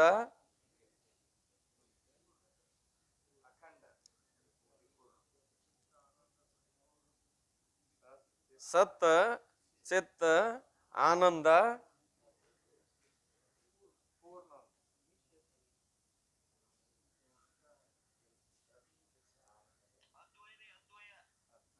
ಯಾವುದು? 4ನೇದು ಅದ್ವಯ. 4ನೇದಾದ್ರೆ ಅದ್ವಯ. ಇದರ ವಿರುದ್ಧ ಅನಾತ್ಮದ್ದು 4 ಧರ್ಮ: ಅಸತ್ತ, ಜಡ, ದುಃಖ, ದ್ವೈತ. ಅದ್ವೈತಕ್ಕೆ ವಿರೋಧಿ ಯಾವುದು? ದ್ವೈತ. ಇವು 4 ಧರ್ಮಗಳದಾವ. ಈಗ ಆತ್ಮನ ಧರ್ಮದ ಅಧ್ಯಾಸ ಎಲ್ಲಿ ಅಂತ ಕೇಳಿ ಅನಾತ್ಮದಲ್ಲಿ, ಅನಾತ್ಮದ ಧರ್ಮದ ಅಧ್ಯಾಸ ಎಲ್ಲಿ ಅಂತ ಕೇಳಿ ಆತ್ಮನಲ್ಲಿ. ಆತ್ಮನ ಧರ್ಮಗಳಲ್ಲಿ 2ರ ಅಧ್ಯಾಸ ಆಕತಿ. ಎಲ್ಲಿ ಅಂತ ಕೇಳಿ ಸದ್ರೂಪ ಚಿದ್ರೂಪದ ಅಧ್ಯಾಸ ಅನಾತ್ಮದಲ್ಲಿ. ಅನಾತ್ಮಕ್ಕೆ ಅಸ್ತಿತ್ವ ಇಲ್ಲ, ಅದ ಅಂತೇವಿ. ಇಲ್ಲ ಅಂದ್ಮೇಲೆ ತೋರುದಿಲ್ಲ ಕರೆ, ಆದ್ರೆ ತೋರ್ತದ. ಅದ ತೋರ್ತದ ಅನ್ನೋದು ಇವು ಆತ್ಮನ ಧರ್ಮ ಇದ್ರು ಕೂಡ, ಅಂದ್ರೆ ಅಸ್ತಿತ್ವ ಭಾತಿತ್ವ ಅಥವಾ ಸದ್ರೂಪ ಚಿದ್ರೂಪ ಆತ್ಮನ ಧರ್ಮ ಇದ್ರು ಕೂಡ ಅನಾತ್ಮದಲ್ಲಿ ತೋರುವುದರಿಂದ ಇದಕ್ಕೆ ಆತ್ಮನ ಅಧ್ಯಾಸ ಎಲ್ಲಿಯಾಗ್ಯದ? ಅನಾತ್ಮದಲ್ಲಿ. ಇನ್ನು ಅನಾತ್ಮದ ಅಧ್ಯಾಸ ಆತ್ಮನಲ್ಲಿ ಆಗ್ಯದ. ಏನು ಅಂದ್ರೆ ದುಃಖ ದ್ವೈತ. ದುಃಖ ಯಾರ ಧರ್ಮ? ಅನಾತ್ಮ ಧರ್ಮ. ದ್ವೈತ ಯಾರ ಧರ್ಮ? ಅನಾತ್ಮ ಧರ್ಮ. ಆ ಧರ್ಮದ ಆರೋಪ ಎಲ್ಲಿ ಆಗ್ಯದ? ತನ್ನ ಮೇಲೆ ಆಗ್ಯದ, ಅಂದ್ರೆ ಆತ್ಮನಲ್ಲಿ ಆಗ್ಯದ. ತಾನು ಹೆಂಗದನ ವಿಚಾರ ಮಾಡಿ ನೋಡಿದ್ರ ಆನಂದ ಸ್ವರೂಪನದಾನ. ಇದ್ದು ಏನಂತಾನ? ನಾ ದುಃಖಿ ಅಂತಾನ. ತಾ ವಿಚಾರ ಮಾಡಿ ನೋಡಿದ್ರೆ ದ್ವೈತ ರಹಿತದನೋ ಏನ್ ದ್ವೈತ ಉಳ್ಳವದನೋ? ದ್ವೈತ ರಹಿತದನ ಅಂತಾನೇನು? ಅವನ ಬೇರೆ ನಾನ ಬೇರೆ. ಯಾವ? ಅವನ ಬೇರೆ ನಾನ ಬೇರೆ. ಯಾರ್ರಿ? ಯಾರ್ರಿ? ಅವನ ಬೇರೆ ನಾನ ಬೇರೆ. ಅವನ ಅಂದ್ರೆ ಯಾರ್ರಿ? ಪರಮಾತ್ಮ. ದೇವರ ಬೇರೆ ನಾನ ಬೇರೆ. ಇದು ದ್ವೈತವೋ ಏನು ಅದ್ವೈತವೋ? ಆ ದೇವ್ರು ಯಾರದಾರ? ತಾನ ಅದಾನ. ತಾ ಯಾರದಾನ? ದೇವ್ರ ಅದಾನ. ಆ ದೇವ್ರ ನಾನಂದ್ರ ತಾನ ದೇವ್ರ ಅನ್ನೋದು ಇದರ ಬದರ. ಏನ್ ದೇವ್ರ ತಾನಿದ್ದನು, ತಾನೇ ದೇವ್ರಿದ್ದನು. ಏನಂತಾನ? ಅವನ ಬೇರೆ ನಾನ ಬೇರೆ ಅಂತೇವಲ್ರಿ. ಏಟ ಮಾಡ್ಲಿ ಅವ ಆಡ್ಸಾವ್ರಿ. ಯಾವ್ರಿ? ದೇವ್ರ ಆಡ್ಸಾವ, ನಾವು ಆಡವ್ರು. ಅವ ಕುಣಸಾವ, ನಾವು ಕುಣ್ಯಾವ್ರು. ಅವ ಕೊಡಾವ ಅಂತಿರ್ತಾರ. ನಾವೇನ್ ಹಂಗ ಮಂದಿ ಮೋಸಪಾಡು ಮಾಡಕ್ ಹೋಗುದಿಲ್ಲಪ್ಪ. ಅವ್ ಕೊಡಬೇಕು, ನಾವು ಉಣ್ಬೇಕು. ಉಣ್ಣಾವ ಬೇರೆ ಕೊಡಾವ ಬೇರೆ ಅಂತ ಸಿದ್ಧ ಐತಿಲ್ಲ. ಈ ವಾಸ್ತವತ ವಿಚಾರ ಮಾಡಿದ್ರೆ ಕೊಡಾವ ಉಣ್ಣಾವ ಯಾರಲ್ಲ ಅಂದ್ರೆ ತಾ ಕೊಡವನು ಅಲ್ಲ ಉಣ್ಣವನು ಅಲ್ಲ, ಒಂದೇ ಇದ್ರು ಕೂಡ ಈ ದ್ವೈತ ಬುದ್ಧಿ ಬಂದದ. ಈ ದ್ವೈತ ಏನು ಪ್ರಪಂಚದಲ್ಲಿದನೋ ತನ್ನಲ್ಲಿದನೋ? ಇದು ದೇಹದ ಧರ್ಮವೋ ಏನು ತನ್ನ ಧರ್ಮವೋ? ತನ್ನ ಧರ್ಮ ಅಲ್ಲದಂತ ದೇಹದ ಧರ್ಮವನ್ನ ತನ್ನ ಮೇಲೆ ಆರೋಪ ಮಾಡ್ಕೊಂಡಾನು. ದುಃಖರಹಿತನಾದ ಆನಂದ ಸ್ವರೂಪನೇ ತಾನಿದ್ರು ಕೂಡ ದೇಹದ ಧರ್ಮವಾದ ದುಃಖವನ್ನ ತನ್ನ ಮೇಲೆ ಆರೋಪ ಮಾಡ್ಕೊಂಡಾನು. ಇದು ಅನಾತ್ಮದ ಅಧ್ಯಾಸ ಎಲ್ಲೈತಿ? ಈಗ ಆತ್ಮನಲ್ಲೇ ಆಯ್ತು. ಈಗ ಆತ್ಮನ ಅಧ್ಯಾಸ ಅನಾತ್ಮದಲ್ಲಿ ಏನಾಗ್ಯದ? ಇದು ಸಂಸರ್ಗ ಅಧ್ಯಾಸ. ಮೇಲ್ ಸಂಸರ್ಗ ಅಧ್ಯಾಸ, ಸಂಬಂಧ ಅಧ್ಯಾಸ ಇದು ಹೇಳಿದಲ್ಲ, ಅದೇ ಇದು. ಏನ್ ಆತ್ಮನ ಸದ್ರೂಪ ಚಿದ್ರೂಪದ ಅಧ್ಯಾಸ ಆಗಿಲ್ಲ. ಆತ್ಮನ ಸದ್ರೂಪ ಚಿದ್ರೂಪದ ಅನಿರ್ವಚನೀಯ ಸಂಬಂಧ ಅಧ್ಯಾಸ್ತದ. ಅದಕ್ಕಾಗಿ ಇದು ಕೇವಲ ಸಂಬಂಧ ಅಧ್ಯಾಸದಲ್ಲಿ ಅಂತರ್ಗತ. ಇನ್ನು ಅನಾತ್ಮದ ದುಃಖ ದ್ವೈತ ಎರಡು ಏನು ಅಧ್ಯಾಸ ಆಗ್ಯಾವು, ಇವು ಸ್ವರೂಪ ಅಧ್ಯಾಸ. ಯಾಕಂದ್ರೆ ಯಥಾರ್ಥವಾದ ಸ್ವರೂಪದ ತಿಳುವಳಿಕೆ ಆಯ್ತಂದ್ರೆ ನಾನು ಪರಮಾನಂದ ಸ್ವರೂಪನು ಅಂದ್ರೆ ಏನ್ ನಿವೃತ್ತಿ ಆಯ್ತು? ದುಃಖದ ನಿವೃತ್ತಿ ಆಯ್ತು. ಸ್ವರೂಪತಾ ನಿವೃತ್ತಿ ಆಕತ್ತೋ ಏನಾದ್ರ ಸಂಬಂಧ ಅಷ್ಟ ಹೋಗಿ ಮತ್ತು ದುಃಖ ಉಳ್ಕೊಂಡದು? ಸ್ವರೂಪತಾ ನಿವೃತ್ತಿ ಆಗ್ತಾ ಇದೆ. ನಾ ಪರಬ್ರಹ್ಮ ಸ್ವರೂಪವೇ, ನಾನೇ ಪರಬ್ರಹ್ಮ ಸ್ವರೂಪ ಅಂತ ತಿಳ್ಕೊಂಡಲ್ಲ, ಆವಾಗ ದ್ವೈತ ನಿವೃತ್ತಿ ಆಯ್ತು ಇಲ್ಲೋ? ಏನ್ ಸಿದ್ಧ ಆಯ್ತು? ಅದ್ವೈತ ಪನ ಸಿದ್ಧ ಆಯ್ತು. ಅದ್ವೈತ ದ್ವೈತ ಅದ್ವೈತ ಅಂದ್ರೆ ಒಬ್ಬನೇ. ಅದ್ವೈತ ಪದಕರ್ತೇನು ಒಬ್ಬನೇ. ಮೊದಲು ಒಬ್ಬನ ಅದಾನ, ಒಬ್ಬ ಇಲ್ಲ ಇಬ್ರು ಅಂತ ತಿಳ್ಕೊಂಡಾಗ ಒಬ್ಬನ ಅದಾನ, ಒಬ್ಬ ಅಂತ ತಿಳ್ಕೊಂಡಾಗನು ಒಬ್ಬ ಅದಾನ. ಅಂದ್ರೆ ಮೂರೂ ಕಾಲದಲ್ಲಿ ತಾನು ದ್ವೈತ ರಹಿತನಾಗಿದ್ದು ಅಜ್ಞಾನವಶಾತ್ವಾಗಿ ದ್ವೈತ ಬುದ್ಧಿ ಬಂದಿತ್ತು. ಬ್ರಹ್ಮಜ್ಞಾನ ಆದ ಕೂಡಲೇ ಆ ದ್ವೈತ ಬುದ್ಧಿ ಏನಾಯ್ತು? ನಿವೃತ್ತಿ ಆಯ್ತು. ಸಂಪೂರ್ಣ ಏನು ಬರೀ ಅದರ ಸಂಬಂಧ ಹೋಯ್ತು? ಸಂಪೂರ್ಣ ನಿವೃತ್ತಿ. ಅದಕ್ಕೆ ಸ್ವರೂಪ ಅಧ್ಯಾಸ ಅಂತಾನ. ಅನ್ಯೋನ್ಯ ಅಧ್ಯಾಸದಲ್ಲಿ ಎರಡು ಗಣನ. ಇನ್ನು ಅನ್ಯತರ ಅಧ್ಯಾಸ, ಕೊಯ್ಮೆ ಏಕಕ ಅಧ್ಯಾಸಕ್ಕೂ ಅನ್ಯತರ ಅಧ್ಯಾಸ ಕೈ. ಅವುಗಳಲ್ಲಿ ಅಂದ್ರೆ ಇಲ್ಲಿ ಆತ್ಮನ ಅಧ್ಯಾಸ ಅನಾತ್ಮದಲ್ಲಾರ ಹೇಳ್ರಿ, ಅನಾತ್ಮದ ಅಧ್ಯಾಸ ಆತ್ಮನಲ್ಲಾರ ಹೇಳ್ರಿ. ಎರಡರೊಳಗ ಒಂದರ ಅಧ್ಯಾಸಕ್ಕೆ ಏನಂತ ಕರೀತಾರ? ಅನ್ಯತರ. ಒಂದು ಅದರದ್ದು ಇದರಲ್ಲಿ ಹೇಳಿದ್ರು ಅನ್ಯತರ ಅಧ್ಯಾಸನೆ, ಇದ್ರದ್ದು ಅದರಲ್ಲಿ ಹೇಳಿದ್ರು ಕೂಡ ಅನ್ಯತರ ಅಧ್ಯಾಸನೆ. ಈ ವಿಷಯ ನಿನ್ನ ಹೇಳಿದ್ನಲ್ಲ, ಜ್ಞಾನ ನೌಕದಾಗ ಬಂದದ, ವಿಜ್ಞಾನ ನೌಕದಾಗ. ಇನ್ನು ವೃತ್ತಿ ಪ್ರಭಾಕರದ 7ನೇ ಪ್ರಕಾಶದಲ್ಲಿಯೂ ಬಂದದ. ವೃತ್ತಿಕ ಕಾರಣ ಕೌನ ಹೈ ಅಂತ ಪ್ರಶ್ನೆ ಮಾಡಿದ್ದಕ್ಕೆ ಒಂದು ಪ್ರಕಾಶ ಏನು ಮಾಡ್ಯಾರ, ಉತ್ತರ ಹೇಳಿದಾರ. 3 ಪ್ರಶ್ನೆ ಅದಾವ್ರಿ. ಎಲ್ಲಿ? ವೃತ್ತಿ ಪ್ರಭಾಕರದಲ್ಲಿ 3 ಪ್ರಶ್ನೆ. 3 ಪ್ರಶ್ನೆಗೆ 8 ಪ್ರಕಾಶ ಉತ್ತರ ಬರ್ದಾರ. 3 ಪ್ರಶ್ನೆ ಯಾವ ಅಂದ್ರೆ, ವೃತ್ತಿ ಕಿಸ್ಕು ಕತೆ ಹೈ, ವೃತ್ತಿ ಅಂದ್ರೆ ಯಾವ್ದಕ್ಕೆ ಅನ್ಬೇಕು? ವೃತ್ತಿಕ ಕಾರಣ ಕೌನ ಹೈ, ಯಾವ ಕಾರಣ ಯಾವುದು? ಇದಕ್ಕೊಂದು ಏನಪ್ಪಾ ಅಂದ್ರೆ ಅದಕ್ಕೆ 6 ಪ್ರಮಾಣ ಹೇಳ್ಯಾರ. ಅಂದ್ರೆ 6 ಏನಪ್ಪಾ ಅಂದ್ರೆ ಪ್ರಕಾಶ ಹೇಳಿದಾರ ವೃತ್ತಿಯ ಸ್ವರೂಪ ಹೇಳಕ. 7ನೇ ಪ್ರಕಾಶ ಒಂದು ವೃತ್ತಿಗೆ ಏನು ಕಾರಣ ಅನ್ನೋದು ಹೇಳಿದಾರ. ವೃತ್ತಿಕ ಪ್ರಯೋಜನ ಕ್ಯಾ ಹೈ, ವೃತ್ತಿಯ ಪ್ರಯೋಜನವೇನು, ಅದಕ್ಕೆ 8ನೇ ಪ್ರಕಾಶ ಹೇಳಿದಾರ. ವೃತ್ತಿ ಅಂದ್ರೆ ಯಾವ ವೃತ್ತಿಪ ಅಂತ ಕೇಳಿದ್ರೆ, ಘಟ ಮೊದಲಾದವುಗಳ ವೃತ್ತಿ ಅಲ್ಲ. ಘಟ ಮೊದಲಾದವುಗಳ ವೃತ್ತಿ ಅಲ್ಲ. ಅಯಂ ಘಟ ಅನ್ನೋದು ವೃತ್ತಿನದ, ಅಯಂ ಪಟ ಅನ್ನೋದು ವೃತ್ತಿನದ. ಏನೇನ ಇದು ಅಂತ ಹೇಳ್ತೇವೆ, ಇದೆಲ್ಲ ವೃತ್ತಿನದ. ಅಂತಃಕರಣ ವೃತ್ತಿವೋ ಅಲ್ಲವೋ? ಆ ವೃತ್ತಿ ಜ್ಞಾನಮಯನೋ ಜ್ಞಾನಕ್ಕಿಂತಲೂ ಭಿನ್ನೋ? ಅಯಂ ಘಟ ಅಂದ ಘಟ ಜ್ಞಾನಾಕಾರ ವೃತ್ತಿ. ಆ ವೃತ್ತಿ ಅಂದ್ರೆ ಅದು ಜ್ಞಾನಾಕಾರ ವೃತ್ತಿ. ಆದ್ರೆ ಈ ವೃತ್ತಿ ಅಲ್ಲ. ಅಹಂ ಬ್ರಹ್ಮಾಸ್ಮಿ ಅನ್ನುವ ಜ್ಞಾನಾಕಾರ ವೃತ್ತಿ. ಯಾವ ವೃತ್ತಿ? ಅಹಂ ಬ್ರಹ್ಮಾಸ್ಮಿ ಜ್ಞಾನಾಕಾರ ಎನ್ನುವುದೇ ಆಗತ್ತಲ್ಲ, ಆ ವೃತ್ತಿಯ ಸ್ವರೂಪ ಏನು, ಆ ವೃತ್ತಿಗೆ ಕಾರಣವೇನು, ಆ ವೃತ್ತಿಯ ಪ್ರಯೋಜನವೇನು? ಅವಗೂ ಸಂಪೂರ್ಣ ಅಂತಃಕರಣ ಅಥವಾ ಅವಿದ್ಯ ಪರಿಣಾಮಕ್ಕೆ ಏನನ್ಬೇಕು? ವೃತ್ತಿ ಅನ್ಬೇಕು. ಇದ್ರ ಮೇಲೆ ಸಾಕಷ್ಟು ತಕರಾರುಗಳು ಮಾಡಿದ್ದಾರೆ. ಇಲ್ಲ ಅಂದ್ರೆ ಅಸ್ಥಿ ವ್ಯವಹಾರಕ್ಕೆ ಹೇತು ಆಗಿರಬೇಕು, ಅದು ಅವಿದ್ಯದ ಅಥವಾ ಅಂತಃಕರಣದ ಪರಿಣಾಮ ಆಗಿರಬೇಕು. ಇದು ನಿರ್ದಿಷ್ಟ ಲಕ್ಷಣ ಕೊನೆಗೆ ಮಾಡಿದ್ದಾರೆ. ವೃತ್ತಿಕ ಕಾರಣ ಕೌನ, ಕಾರಣ ಯಾವುದು ಅಂದ್ರೆ ನಿಮಿತ್ತ ಕಾರಣ, ಉಪಾದಾನ ಕಾರಣ ಯಾವುದನ್ನೋದು ಹೇಳಿದ್ದಾರೆ. ವೃತ್ತಿಯ ಪ್ರಯೋಜನ ಏನು ಅಂದಾಗ ಫಲ ಹೇಳಿದ್ದಾರೆ. ಅತ್ಯಂತ ದುಃಖದ ನಿವೃತ್ತಿ, ಪರಮಾನಂದ ಪ್ರಾಪ್ತಿ. ಅಂದ್ರೆ ಯಾಕೆ ಹೇಳ್ಬೇಕಂದ್ರೆ ಅದು ಮಧ್ಯದಲ್ಲಿ ನಮಗೇನು ಬೇಕಾಗಿದ್ದೀಗ, ಅಧ್ಯಾಸ ಅಂದ್ರೆ ಏನು, ಅಧ್ಯಾಸಗಳಲ್ಲಿ ಪ್ರಕಾರಗಳೆಷ್ಟು, ಇವನ್ನೆಲ್ಲ ಹೇಳ್ಕೊಂಡು ಬರುವ ಸಮಯದಲ್ಲಿ ಏನು ಹೇಳಿದೀನಿ, ಅನ್ಯತರ ಅಧ್ಯಾಸದಲ್ಲಿ 2 ಪ್ರಕಾರ ಅನ್ನೋದು ಅಲ್ಲಿಯೂ ವೃತ್ತಿ ಪ್ರಭಾಕರದಲ್ಲಿಯೂ ಕೂಡ 7ನೇ ಪ್ರಕಾಶದಲ್ಲಿ ಹೇಳಿದ್ದಾರೆ. ವಿಜ್ಞಾನ ನೌಕಾ ಗ್ರಂಥ ಇಲ್ಲಿನ ಆಫೀಸ್ನಾಗ ಇಲ್ಲಂತ ಆಯ್ತಾ, ಮತ್ತೆ ಇಲ್ಲಂತಂದ್ರು ಅದಕ್ಕಂತಾನೆ. ಆಯ್ತು. ವಿಜ್ಞಾನ ನೌಕಾದಾಗೂ ಇದೆ ವಿಷಯ. ವೃತ್ತಿ ಪ್ರಭಾಕರದ 7ನೇ ಪ್ರಕಾಶದಾಗ ಆರಂಭಕ್ಕೆ ಒಂದು 4 ಹೆಡ್ಡಿಂಗ್ ದಾಟಿದ ಕೂಡಲೇ ಅಧ್ಯಾಸ ಲಕ್ಷಣ ಬಿಡಿಸುವಾಗ ಈ ವಿಷಯ ಬಂದದ. ಅಂದ್ರೆ ಸುಮ್ಮನೆ ನೋಡ್ಕೊಳ್ಳೋದಕ್ಕೆ ಅನುಕೂಲ ಅಂತ ತಿಳ್ಕೊಂಡು ಈ ರೀತಿಯಾಗಿ ಅನ್ಯತರ ಅಧ್ಯಾಸ. 2ರೊಳಗ 1, 2 ಅನುಭವ ಏಕಕಾಲದಲ್ಲಿ ಆಗೋದಿಲ್ಲ. ಈಗ 2ರೊಳಗೆ 1ರದ್ದು ಒಪ್ಪಿದ್ವಿ ಅಂದ್ರೆ ಅದಕ್ಕೆ ಅನ್ಯತರ, 2 ಒಪ್ಪಿದ್ವಿ ಅಂದ್ರೆ ಅನ್ಯೋನ್ಯ ಅಧ್ಯಾಸ. ಅದ್ರಾಗ ಒಂದೊಂದು ಬೇರೆ ಬೇರೆ ಒಪ್ಪಿದ್ವು ಅಂದ್ರೆ ಮತ್ತೆ ಅವು ಬೇರೆ ಬೇರೆ ಹೆಸರು ಬಂದಿದ್ದಾವೆ. ಏನು ಒಟ್ಟ ಎಲ್ಲ ಕೂಡಿಸಿ ಏನಪ್ಪಾ ಅಂದ್ರೆ ಗಂಟು ಕಟ್ಟಿ ಹೊಳ್ಯಾಗ ಚೆಲ್ಲೋದು ನೋಡ್ರಿ. ಇದು ಹಿಂಗ ಇದು ಹಿಂಗ ಇದು ಹಿಂಗ ಅಂತ ಬೇರೆ ಬೇರೆ ಬಿಡಿಸಿ ತೋರಿಸಿದ್ರು ಹೊಳ್ಳಿ ಗಂಟು ಕಟ್ಟಿ ಏನು ಮಾಡೋದ್ರಿ, ಹೊಳ್ಯಾಗ ಚೆಲ್ಲುವುದದ. ಹಂಗೆ ಎಷ್ಟು ಪ್ರಕಾರ ಬಿಡಿಸಿ ಬಿಡಿಸಿ ಅನೇಕ ರೀತಿಯಿಂದ ಹೇಳಿದ್ರು ಕೂಡ, ಯಾಕಂದ್ರೆ ತಾನಲ್ಲದರಲ್ಲಿ ತನ್ನದಲ್ಲದರಲ್ಲಿ ಸತ್ಯತ್ವ ಬುದ್ಧಿಯನ್ನು ಇಟ್ಟುಕೊಂಡು ಕುಂತೇವಲ್ಲ, ಈ ಸತ್ಯತ್ವ ಬುದ್ಧಿಯನ್ನ ತ್ಯಾಗ ಮಾಡೋ ಸಲುವಾಗಿ ಇಷ್ಟೆಲ್ಲ ಗದ್ಲದ. ಏನು ಇವೆಲ್ಲ ಅಧ್ಯಾಸಗಳು, ಇವೆಲ್ಲ ಹೋಗಿ ಏನ್ ಮಾಡಿದ್ರು ಅಂದ್ರೆ ಎರಡರೊಳಗಂದ್ರೆ ಒಂದು ಸಂಸರ್ಗ ಅಧ್ಯಾಸ, ಒಂದು ಸ್ವರೂಪ ಅಧ್ಯಾಸ. ಎಷ್ಟು ಅಧ್ಯಾಸಗಳ್ರಿ? ಒಂದು ಸಂಸರ್ಗ ಅಧ್ಯಾಸ, ಒಂದು ಸ್ವರೂಪ ಅಧ್ಯಾಸ. ಸಂಸರ್ಗ ಅಧ್ಯಾಸ ಅಂದ್ರೆ ಎದಕ್ಕನ್ಬೇಕು ಅಂತ, ಏನ್ ಸಂಸರ್ಗ ಅಧ್ಯಾಸ ಅಂದ್ರೆ ಎದಕ್ಕನ್ಬೇಕು, ಸ್ವರೂಪ ಅಧ್ಯಾಸ ಅಂದ್ರೆ ಎದಕ್ಕನ್ಬೇಕು ಅಂತ ನಿನ್ನೆ ಪೆಂಡಿಂಗ್ ಇಟ್ಟಿದ್ ನಾನು, ಹೌದಲ್ರಿ?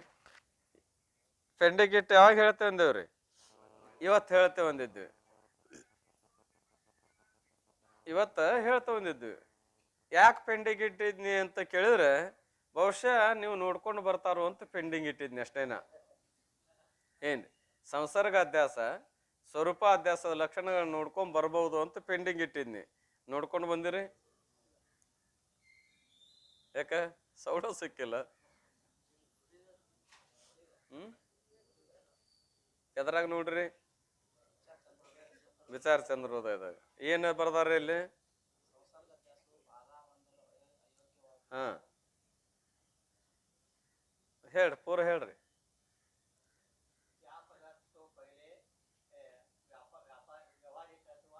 ಹಾ ಹಾ ಬಾ ಹೇಳ್ರಿ.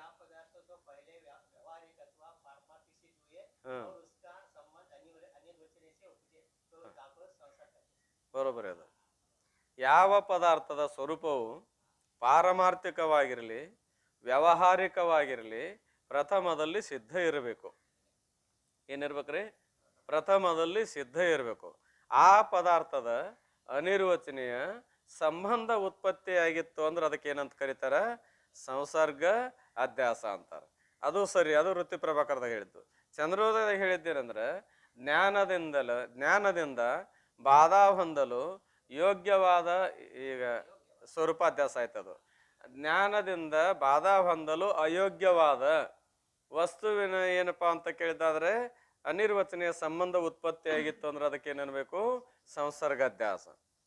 ಅಬಾಧ್ಯ ಪದ ಕರ್ತೇನ್ರ, ಜ್ಞಾನದಿಂದ ಬಾಧಾ ಹೊಂದಲಾರ್ದು ಆ ವಸ್ತುವಿನ ಅನಿರ್ವಚನೀಯ ಸಂಬಂಧ ಉತ್ಪತ್ತಿ ಆಗಿರ್ಬೇಕು ಅಂದ್ರು ಒಂದೇ. ಯಾವ ಪದಾರ್ಥದ ಸ್ವರೂಪ ಮೊದಲು ವ್ಯಾವಹಾರಿಕವಾಗಿರಲಿ ಪಾರಮಾರ್ಥಿಕವಾಗಿರಲಿ ಸಿದ್ಧಿರಬೇಕು, ಆ ವಸ್ತುವಿಂದ ಅನಿರ್ವಚನೀಯ ಸಂಬಂಧ ಉತ್ಪತ್ತಿ ಆಗಿರ್ಬೇಕು. ಅದಕ್ಕೆ ಏನಂತ ಕರೀತಾರ? ಸಂಸರ್ಗಾಧ್ಯಾಸ. ಹ್ಯಾಗ್ರಿ ಅಂತ ಕೇಳಿದ್ರೆ, ಹಗ್ಗದಲ್ಲಿ ಹಾವಿನ ಅಧ್ಯಾಸ ಆಗ್ಯದ, ಹಾವಿನಲ್ಲಿ ಹಗ್ಗದ ಅಧ್ಯಾಸ ಆಗ್ಯದ. ಏನ್ರಿ ಬರೀ ಹಾವಿನ ಅಧ್ಯಾಸ ಆಗಿಲ್ಲ, ಹಗ್ಗದಲ್ಲಿ ಹಾವಿನ ಅಧ್ಯಾಸ ಆಗ್ಯದ, ಹಾವಿನಲ್ಲಿ ಹಗ್ಗದ ಅಧ್ಯಾಸ ಅದ. ಈಗ ಹಗ್ಗದ ಏನು ಅಧ್ಯಾಸ ಆಗ್ಯದ, ಹಗ್ಗದ ಸ್ವರೂಪ ಅಧ್ಯಾಸ್ತವಲ್ಲ, ಹಗ್ಗದ ಸ್ವರೂಪ ಅಧ್ಯಾಸ್ತ ಅಲ್ಲ. ಹಗ್ಗದ ಸ್ವರೂಪ ಯಾವುದು? ಇದಮತ್ವ. ಹಗ್ಗದ ಸ್ವರೂಪ ಯಾವುದು? ಇದಮತ್ವ ಅಥವಾ ಅಸ್ಥಿ ಅಥವಾ ಸದ್ರೂಪ. ಹಗ್ಗ ಅದ ಅಂತೇವಲ್ಲ, ಈಗ ಹಗ್ಗ ಅದ ಅನ್ನೋದು ಬಿಟ್ಟು ಏನಂತೇವೆ? ಈಗ ಹಾವು ಅದ ಅಂತೇವೆ. ಅಂದ್ರೆ ಹಗ್ಗದ ಅಸ್ತಿತ್ವದ ಭ್ರಾಂತಿ ಹಗ್ಗದಲ್ಲಿ, ಇದು ಹಗ್ಗದ ಅಸ್ತಿತ್ವದ ಭ್ರಾಂತಿ ಮೂಲಕವಾಗಿ ಸರ್ಪದಲ್ಲಿ ಆದ್ರೂ ಕೂಡ ಅಸ್ತಿತ್ವದ ಅಧ್ಯಾಸ ಅಲ್ಲ. ಅಲ್ಲೇನದ? ಸಂಬಂಧದ ಉತ್ಪತ್ತಿ ಆಗ್ಯದ, ಅನಿರ್ವಚನೀಯ ಕಲ್ಪಿತ ತಾದಾತ್ಮ ಸಂಬಂಧ ಏನು ಉತ್ಪತ್ತಿ ಆಗ್ಯದ, ಇದಕ್ಕೆ ಸಂಸರ್ಗ ಅಧ್ಯಾಸ ಅಂತೇವೆ.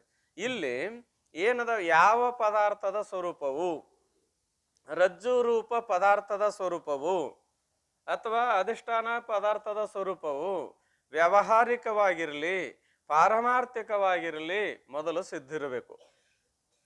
ಎರಡು ಹೇಳಿದ್ದಾರೆ, ವ್ಯಾವಹಾರಿಕವಾಗಿರಲಿ ಪಾರಮಾರ್ಥಿಕವಾಗಿರಲಿ ಪ್ರಥಮದಲ್ಲಿ ಸಿದ್ಧಿರಬೇಕು. ಈಗ ಸರ್ಪಕ್ಕೆ ಅಧಿಷ್ಠಾನ ಯಾವುದು? ಹಗ್ಗ. ಆಮೇಲೆ ಎರಡು ತೊಗೊಂಡಾರ, ವ್ಯಾವಹಾರಿಕವಾಗಿರಲಿ ಪಾರಮಾರ್ಥಿಕವಾಗಿರಲಿ ಪ್ರಥಮದಲ್ಲಿ ಸಿದ್ಧಿರಬೇಕು. ವ್ಯಾವಹಾರಿಕವಾಗಿರಲಿ ಅಂದ್ರೆ ಹಗ್ಗ, ಪಾರಮಾರ್ಥಿಕ ಅಂದ್ರೆ ಹಗ್ಗದ ಉಪಹಿತ ಚೇತನ. ಎರಡು ತೋಬೇಕು. ಈ ವಿಷಯ ವಿಚಾರ ಸಾಗರದ 4ನೇ ತರಂಗದಲ್ಲಿ ಏನಪ್ಪಾ ಅಂತ ಕೇಳಿದ್ರೆ ಗಡಾಮುಡಿ ವಿಷಯ ಅದ. ಏನ್ರಿ ಗಡಾಮುಡಿ ವಿಷಯ ಅಂದ್ರೆ ಅನೇಕ ರೀತಿಯಿಂದ ಚರ್ಚೆ ಮಾಡಿದ್ದಾರೆ. ಹಗ್ಗ ಅಂದ್ರೆ ಯಾವ ಪದಾರ್ಥದ ಸ್ವರೂಪವು, ಹಗ್ಗ ರೂಪ ಪದಾರ್ಥದ ಸ್ವರೂಪವು ಅಥವಾ ಅಧಿಷ್ಠಾನದ ಸ್ವರೂಪವು ಪ್ರಥಮದಲ್ಲಿ ಹಾವಿನ ಅಧ್ಯಾಸ ಆಗೋಕ್ಕಿಂತ ಪೂರ್ವದಲ್ಲಿ ವ್ಯಾವಹಾರಿಕವಾಗಿರಲಿ ಅಥವಾ ಪಾರಮಾರ್ಥಿಕವಾಗಿರಲಿ ಸಿದ್ಧಿರಬೇಕದು. ಹಗ್ಗ ತಗೊಂಡ್ವಿ ಅಂದ್ರೆ ಹಗ್ಗ ಹಿಡಿದ ಹಗ್ಗದಲ್ಲಿ ಹಾವಂತ ಹೇಳಿದಾಗ ಹಗ್ಗ ಅಧಿಷ್ಠಾನ ಹಿಡಿದಿವಿ, ಮತ್ತು ಹಗ್ಗ ತೊಗೊಂಡ್ವಿ ಅಂದ್ಕೂಲ ಏನಾರು ತಿಳ್ಕೊಂಡ್ರಿ ಏನ್ರಿ? ಹಾವಿಗೆ ಅಧಿಷ್ಠಾನ ಹಗ್ಗ ಅಂತ ಹಿಡಿದಿವಿ. ಯಾವ ಸತ್ತ? ವ್ಯಾವಹಾರಿಕ ಸತ್ತ. ಯಾವುದು? ಹಗ್ಗ. ಪ್ರಥಮದಲ್ಲಿ ಅಂದ್ರೆ ಹಾವಿನ ಅಧ್ಯಾಸ ಆಗೋಕ್ಕಿಂತ ಪ್ರಥಮ ಸಿದ್ಧದನೋ ಏನು ಸಿದ್ಧಿಲ್ಲೋ? ಸಿದ್ಧದ. ಇನ್ನು ಯಾರಾದ್ರೂ ಸ್ವಲ್ಪ ಮುಂದಿನ ಗ್ರಂಥಾದಿಗಳ ಅವಲೋಕನ ಮಾಡಿದ್ರು ಅಂದ್ರೆ ಇದಕ್ಕಿಂತ ಹೆಚ್ಚಿನ ಅವಲೋಕನ ಮಾಡೋದವ್ರು ಇದ್ರು ಅಂದ್ರೆ ಸರ್ಪ ಹೇಗೆ ಕಲ್ಪಿತವೋ ಹಗ್ಗನು ಕೂಡ ಕಲ್ಪಿತ. ಕಲ್ಪಿತ ವಸ್ತು ಅನ್ಯ ಕಲ್ಪಿತ ವಸ್ತುವಿಗೆ ಅಧಿಷ್ಠಾನ ಆಗೋದಿಲ್ಲ. ಯಾವಾತ ಬಾಡಿಗೆ ಅದಾನ ಆತ ಇನ್ನೊಬ್ಬ ಬಾಡಿಗೆದಾರನಿಗೆ ಮಾಲಕ್ ಹಾಕಕ್ ಬರ್ತದನು? ಸಾಧ್ಯನ? ತಾನ ಬಾಡಿಗೆ ಅದಾನ ಮತ್ತೆ ಇನ್ನೊಬ್ಬನಿಗೆ ಬಾಡಿಗೆ ಮಾಲಕ್ ಹಾಕಕ್ ಬರ್ತದನು? ಇಲ್ಲ. ಹಂಗ ಸರ್ಪ ಹೆಂಗ ಕಲ್ಪಿತವೋ ಹಂಗ ಹಗ್ಗ ತಾನ ಕಲ್ಪಿತದ. ಮೊದಲು ಹಗ್ಗ ತಾನ ಕಲ್ಪಿತ ಇದ್ದು ಸರ್ಪಕ್ಕೆ ಅಧಿಷ್ಠಾನ ಆಗಕ್ ಬರ್ತದನು? ಬರುದಿಲ್ಲ. ಕಲ್ಪಿತ ವಸ್ತು ಅನ್ಯ ಕಲ್ಪಿತ ವಸ್ತುವಿಗೆ ಅಧಿಷ್ಠಾನ ಆಗುದಿಲ್ಲ. ಹೆಂಗೆ ಹೇಳವ್ರು ನೀವು ಅಂತ ಒಂದಿಟ್ಟು ಏರಿ ಮೈ ಮೇಲೆ ಬಂದ್ರ ಏನ್ ಅವಾಗ ಅದಕ್ಕೆ ಉತ್ತರದ ಇಲ್ಲಪ್ಪ, ಹಗ್ಗನು ಕಲ್ಪಿತಬೇಕಾರೆ ಸುಮ್ ತಿಳ್ಕೊಳಕ್ ಹೇಳಿದ್ದೇವೆ. ನಿಜವಾಗಲೂ ಅಧಿಷ್ಠಾನ ಅಂದ್ರೆ ಹಗ್ಗದ ಉಪಹಿತ ಚೇತನ ಅಧಿಷ್ಠಾನದ. ಯಾವ್ದದ? ಹಗ್ಗದ ಉಪಹಿತ ಚೇತನ ಅಧಿಷ್ಠಾನದ. ಚೇತನ ಆ ಅಧ್ಯಾಸ ಆಗೋಕ್ಕಿಂತ ಮೊದಲು ಅದನೋ ಏನ್ ಈಗದನೋ? ಮೊದಲೇ ಅದ. ಪಾರಮಾರ್ಥಿಕವೋ ವ್ಯಾವಹಾರಿಕವೋ? ಪಾರಮಾರ್ಥಿಕ. ಅದಕ್ಕೆ ಅಂದ್ರು ಅಧಿಷ್ಠಾನದ ಸ್ವರೂಪ ಅಧ್ಯಾಸ ಆಗೋಕ್ಕಿಂತ ಪೂರ್ವದಲ್ಲಿ ವ್ಯಾವಹಾರಿಕ ಆಗಲಿ ಪಾರಮಾರ್ಥಿಕ ಆಗಲಿ ಪ್ರಥಮ ಸಿದ್ಧಿರಬೇಕು. ಆ ವಸ್ತುವಿಂದು, ಆ ವಸ್ತು ಅಂದ್ರೆ ವ್ಯವಹಾರಕ್ಕೆ ಹಿಡಿದ್ವಿ ಹಗ್ಗದ್ದು, ಪಾರಮಾರ್ಥಕ್ಕೆ ಹಿಡಿದ್ವಿ ಚೇತನದ್ದು, ಅನಿರ್ವಚನೀಯ ಸಂಬಂಧ ಉತ್ಪತ್ತಿ ಆಗಿರುತ್ತೆ. ಇದಕ್ಕೆ ಸಂಸರ್ಗ ಅಧ್ಯಾಸ ಅಂತಾರ. ಏನ್ರಿ? ಇದಕ್ಕೆ ಇದನ್ನ ಎದರಾಗ ಅಂತರ್ಗತ? ಸಂಬಂಧದಲ್ಲಿ ಅಂತರ್ಗತ ಅದ. ಸಂಬಂಧ ಅಧ್ಯಾಸ ಅಂದ್ರು ಒಂದೇ, ಸಂಸರ್ಗ ಅಧ್ಯಾಸ ಅಂದ್ರೂ ಒಂದೇ. ಇನ್ನು ಸ್ವರೂಪ ಅಧ್ಯಾಸ ಅಂದಾಗ ಏನದ ಅಂತ ಕೇರೆ, ಯಾವ ಪದಾರ್ಥದ ಸ್ವರೂಪವು ಈ ಚಂದ್ರೋದಯಕ್ಕೆ ಅನುಸರಿಸಿ ಜ್ಞಾನದಿಂದ ಬಾಧ ಹೊಂದುವುದು ಆ ಪದಾರ್ಥದ ಅನಿರ್ವಚನೀಯ ಉತ್ಪತ್ತಿಗೆ ಏನಬೇಕು? ಪದಾರ್ಥ ಅಂದಾರ ನೋಡ್ರಿ, ಬರೀ ಸಂಬಂಧ ಅಲ್ಲ. ಪದಾರ್ಥ ಅನಿರ್ವಚನೀಯ ಉತ್ಪತ್ತಿಯಾಗಿರುವುದು ಅದಕ್ಕೇನಬೇಕು? ಸ್ವರೂಪ ಅಧ್ಯಾಸ. ಈಗ ಹಗ್ಗದ ಜ್ಞಾನದಿಂದ ಬಾಧ ಹೊಂದಲಿಕ್ಕೆ ಯೋಗ್ಯದನೋ ಇಲ್ರಿ? ಯಾವುದು? ಸರ್ಪ. ಆ ಬಾಧ ಹೊಂದಲಿಕ್ಕೆ ಯೋಗ್ಯವಾದ ಆ ಸರ್ಪ ಅನಿರ್ವಚನೀಯ ಉತ್ಪತ್ತಿ ಅದೋ ನಿಜವಾಗ್ಲೂ ಉತ್ಪತ್ತಿ ಅದೋ? ಸುಳ್ಳು ಇಲ್ಲದಕ್ಕೆ ಅಸ್ತಿತ್ವ ಆದರೂ ಮಧ್ಯದಲ್ಲಿ ತೋರ್ತಾ ಇದೆ. ಅನಿರ್ವಚನೀಯ ಉತ್ಪತ್ತಿ ಅಂತಾನ. ಕಲ್ಪಿತ ಉತ್ಪತ್ತಿ ಅಂತ ಕರೀತಾರ. ಉತ್ಪತ್ತಿನೂ ಇಲ್ಲದ ಉತ್ಪತ್ತಿ ಆದಂತೆ ತೋರ್ತದ. ಇದಕ್ಕೇನನ್ಬೇಕು? ಸ್ವರೂಪ ಅಧ್ಯಾಸ ಅಂತ ಕರೀತಾರೆ. ಇದಕ್ಕೇನನ್ಬೇಕ್ರಿ? ಸ್ವರೂಪ ಅಧ್ಯಾಸ ಅಂತಾರೆ. ಇವೆಲ್ಲವೂ ಯಾರ್ಯಾರಾಗ್ಯಾವ? ನಮಗ ಆಗ್ಯಾವ? ನಮಗ ಆಗಿದಾವು. ವಾಸ್ತವತ ವಿಚಾರ ಮಾಡಿ ನೋಡಿದ್ರೆ ತಾ ಸದ್ರೂಪ ಅದಾನ ಸಿದ್ರೂಪ ಅಂತ ಹೆಂಗ ಅದಾನ ಅದೇನಿ ತೋರ್ತೇನೆ ಅನ್ನೋದು ವ್ಯವಹಾರ ಹೆಂಗಾಗ್ತದ. ಅದರಂತೆ ತಾ ಸುಖಿ ಆಮೇಲೆ ಒಬ್ಬನೇ ಇದ್ರು ಕೂಡ ವಿರುದ್ಧ ಆಗ್ತಾ ಇದೆ ಮುಂದೆ ಹೋಗಿ. ಅದಿರೇನ್ರಿ ಅಂದ್ರೆ ಏನಂತೇವಿ? ಅದೇವ್ರಿ ಅಂತೇವಿ. ಅಂದ್ರೆ ನಾ ಇದ್ದೇನೆ ಅಂದ್ರೆ ಸದ್ರೂಪ ಅನ್ನೋದ್ರಲ್ಲಿ ಸಂಶಯ ಇಲ್ಲ. ಏನ್ ಹೆಂಗ ಸದ್ರೂಪ ಅಂತ ಕೇಳಿದ್ರೆ ಅಷ್ಟೇ ಗೊತ್ತಿಲ್ಲ. ಹೆಂಗ ಸದ್ರೂಪನಿ ಅಂದ್ರೆ ಮೂರು ಕಾಲದಲ್ಲಿ ಇರುವುದರಿಂದ ಅನ್ನೋದು ಅಷ್ಟೇ ಗೊತ್ತಿಲ್ಲ. ಆದ್ರೆ ಅದೇನನ್ನುವಂತ ವ್ಯವಹಾರ ಅದ. ಇದ್ದದ್ದು ಕರೆನು ಸುಳ್ಳು ಅದನ್ನ ಅದಿರೇನ್ರಿ ಅಂದ್ರೆ ಅದೇನ್ ಬರೀ ಅದನ್ನ ಏಲ್ರಿ ಅಂದ್ರೆ ಕಣ್ ಕಾಣ್ತಾವಿಲ್ಲ ಅಂದ್ರೆ ಅದ್ರ ಅರ್ಥ ಏನು? ತೋರುತ್ತೇನೆ ಅಂತ. ಎದರಿಗೆ ದೇವ್ ನಿಂತಾನೆ ಕಾಣಿಸೋದಿಲ್ಲ ನಿನಗ ಅಂತ ಹೇಳ್ಕೊಂಡು ನಮ್ಮಂತ ಮಂದಗನ್ನವ್ರಿಗೆ ಎಲ್ಲಿ ತೋರ್ಬೇಕ್ರಿ? ಇರೋದೊಂದು ತೋರೋದು ಹಾಕಿರ್ತದ. ಅಂದ್ರೆ ಇದ್ದು ತೋರುವುದರಲ್ಲಿ ಏನಾರು ಸಂಶಯ ಇದನು? ಇದ್ದು ತೋರುವುದರಲ್ಲಿ ಸಂಶಯ ಇಲ್ಲ. ಮತ್ತೆ ಎಲ್ಲಿ ಬಂದದ ಭಿನ್ನಾಭಿಪ್ರಾಯ ಅಂತ ಕೇಳಿದ್ರೆ ತಾ ಇರಾಮಿದ್ದನು ಅರಿಯುವವನಾಗಿದ್ದರು ಇದ್ದ ಅರ್ಯಾಮ ಆನಂದದಿಂದ ಇರ್ತಾನೋ ಅರಿಲಾರ್ದವ್ರಿ? ಇದ್ದು ಅರಿಯುವವನ ಆನಂದದಿಂದ ಇರ್ತಾನ. ಅದಾನಂದ ಮೇಲೆ ತಿಳಿತದ, ತಿಳಿದ ಆನಂದ ಮೇಲೆ ಆನಂದ ಆಗ್ಲೇಬೇಕು. ಈಗ ಅದೇವ್ರಿ ನೀವೆಲ್ಲ ನಾವು ನೀವೆಲ್ಲರ ಅದೇವಿ. ಪರಸ್ಪರ ಚರ್ಚೆ ಮಾಡುವಾಗ ವಿಷಯ ನಿಮ್ಮ ಅನುಭವಕ್ಕೆ ಬಂತು ಅಂದ್ರೆ ತಿಳಿತ್ರಿ ಅಂತೇವಿ. ಅಂದ್ರೆ ಇದ್ದಾಗೋ ಇಲ್ದಾಗೋ ಇದ್ದಾಗನ ತಿಳಿದಾಗ ಆನಂದ ಆಕತ್ತೋ ದುಃಖ ಆಕತ್ತೋ ಆನಂದ ಆಕತಿ. ಮತ್ತ ಆನಂದ ಸ್ವರೂಪನೋ ಏನ್ ಆನಂದ ಸ್ವರೂಪನಲ್ಲೋ ಆನಂದ ಸ್ವರೂಪ ಇದ್ದು ಕೂಡ ಇರುವಿಕೆ ತೋರುವಿಕೆ ಅದ ಭಾನಕತೆ.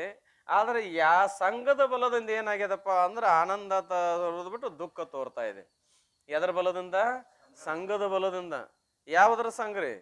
ಅನಾತ್ಮವಾದ ದೇಹಾದಿ ಸಂಘದಿಂದ.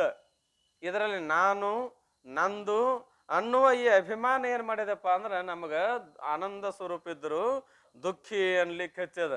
ನಾವೆಲ್ಲರೂ ಏನ್ ತಿಳ್ಕೊಂಡವ್ರಿ? ನಾನು ದುಃಖಿ ಅಂತೇವೆ. ವಾಸ್ತವತೆ ಏನಲ್ಲ, ನಾವು ದುಃಖ ಸ್ವರೂಪ ಅಲ್ಲವೇ ಅಲ್ಲ. ಅಲ್ಲದಿದ್ರು ಕೂಡ ಈಗ ನಾವು ದುಃಖಿ ಅಂತ ಆರೋಪ ನಮ್ಮ ಮೇಲೆ ಮಾಡ್ಕೊಂಡೇವಲ್ಲ. ಯಾವಾಗ ಗುರುಶಾಸ್ತ್ರಗಳ ಸನ್ನಿಧಿಯಿಂದ ವಿಶೇಷದ ಜ್ಞಾನ ಆಗುತ್ತದೆಯೋ, ಈಗ ನಮ್ಮೆಲ್ಲರಿಗೆ ಯಾವ ಜ್ಞಾನ ಅದ ರೀ? ಸಾಮಾನ್ಯದ ಜ್ಞಾನ ಅದ. ಸಾಮಾನ್ಯದ ಜ್ಞಾನ ಯಾವುದಕ್ಕೂ ವಿರೋಧಿ ಅಲ್ರಿ? ಅಜ್ಞಾನಕ್ಕೂ ವಿರೋಧಿ ಅಲ್ಲ. ಸಾಮಾನ್ಯದ ಜ್ಞಾನ ಅಂದ್ರೆ ಸದ್ರೂಪದ ಜ್ಞಾನ ಅಜ್ಞಾನಕ್ಕೂ ವಿರೋಧಿ ಅಲ್ಲ. ನಮ್ಮ ಅಪ್ಪಗಳು ಅಂತಿದ್ರು, ಗಂಗಾಧರ ಅಪ್ಪಗಳು, ಸದ್ರೂಪ ಅಜ್ಞಾನಕ್ಕೆ ಏನಂತೈತೆ ಅಂದ್ರೆ ನೀವು ಒಟ್ಟ ಚಿಂತೆ ಮಾಡಬೇಡ ಅಂತದ.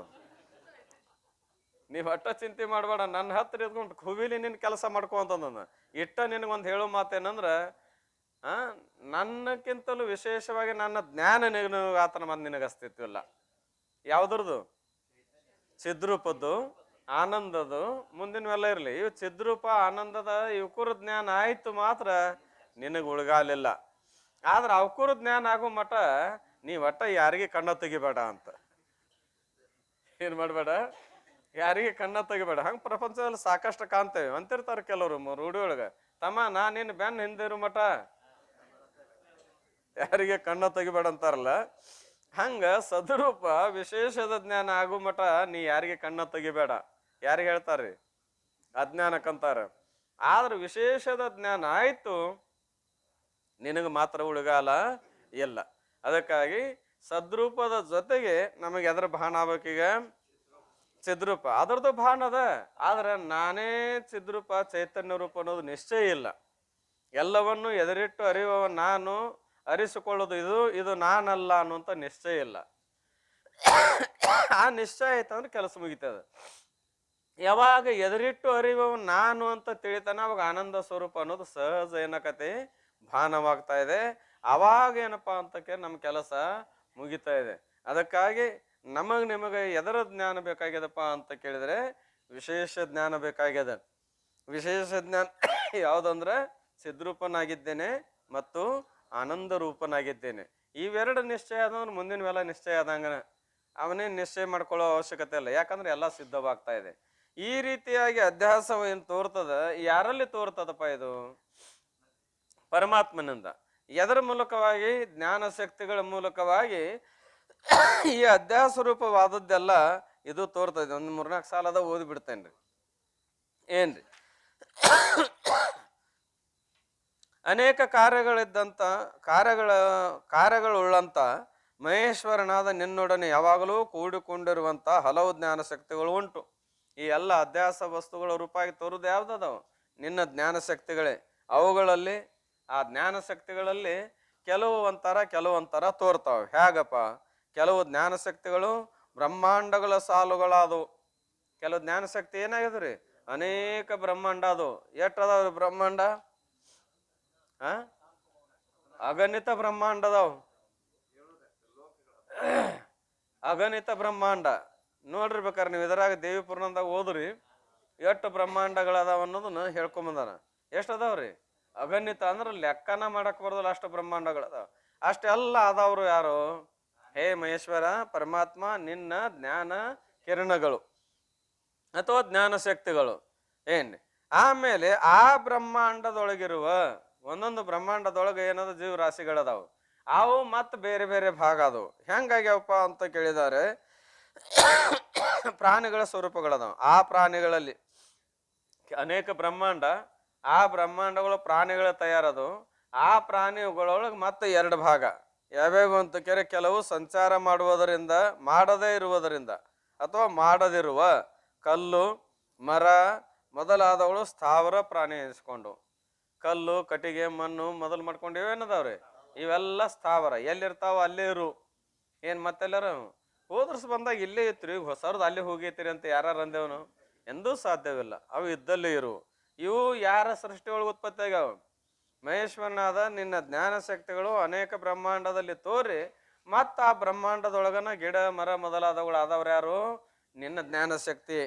ಕೆಲವು ಹೋಗುವ ಬರುವ ಕೂಡುವ ನಿಲ್ಲುವ ಮೊದಲಾದ ವ್ಯವಹಾರಗಳು ಮಾಡುವುದರಿಂದ ಜಂಗಮ ಜೀವಿಗಳು ಎನಿಸಿಕೊಂಡು ಕೆಲವು ಏನದಾವ ಇಲ್ಲೆಲ್ಲ ಕುಂತಾವಲ್ಲಿ ಅಷ್ಟು ಏನದಾವ ಜಂಗಮ ಪ್ರಾಣಿ. ಯಾಕಪ್ಪ ಅಂತ ಕೇಳಿದ್ರೆ ಇವೇನೇನು ಮಾಡ್ತಾವ ಅಂತ ಹೇಳ್ಯಾರ ಅವರು?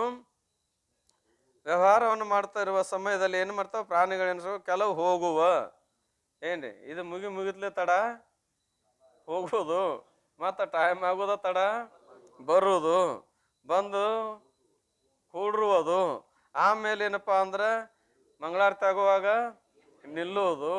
ಇವೆಲ್ಲ ಏನು ವ್ಯವಹಾರ ನಡೀತಾ ಇದೆ, ಈ ವ್ಯವಹಾರವುಳ್ಳಂಥವಕ್ಕೆ ಏನಂತಾರೆ ಜಂಗಮ ಪ್ರಾಣಿ ಅಂತ ಕರೀತಾರೆ.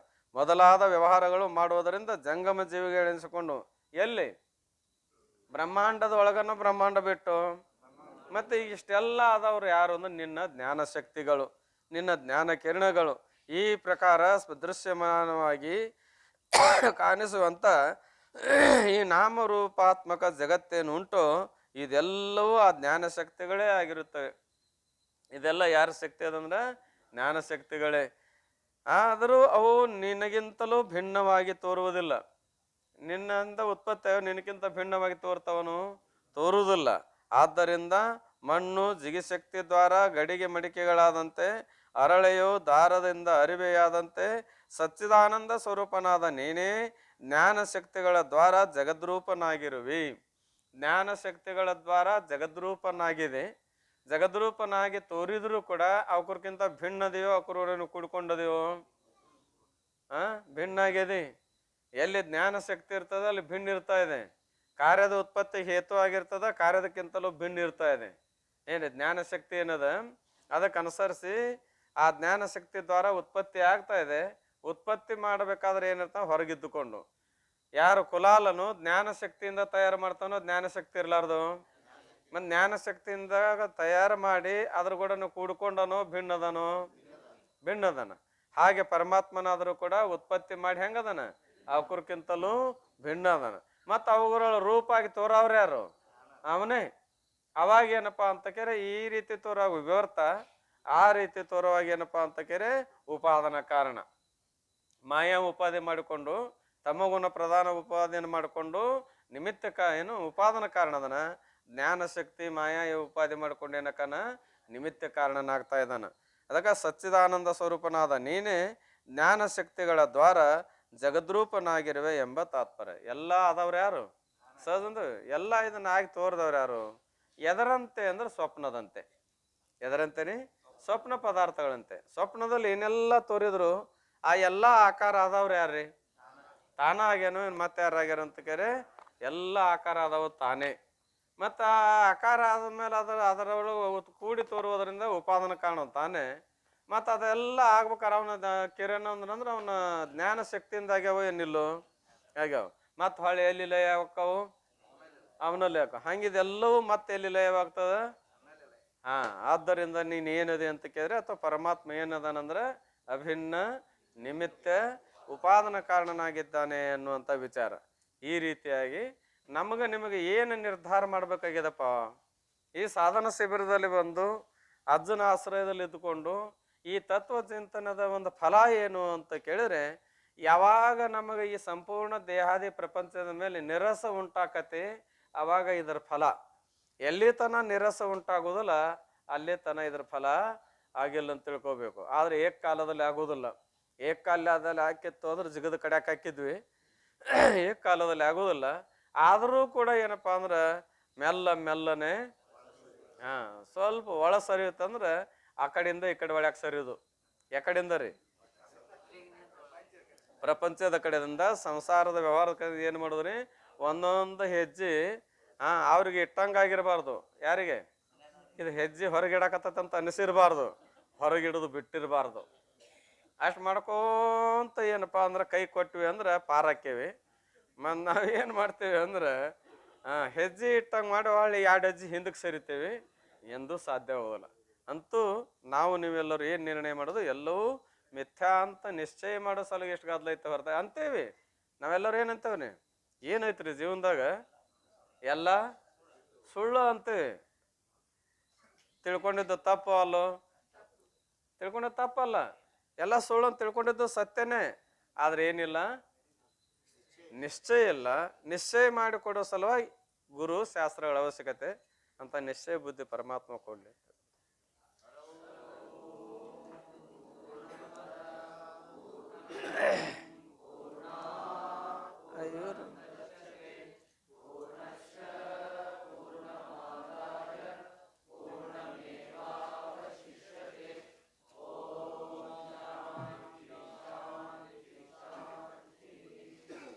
ಒಂದು ನಿಮಿಷ.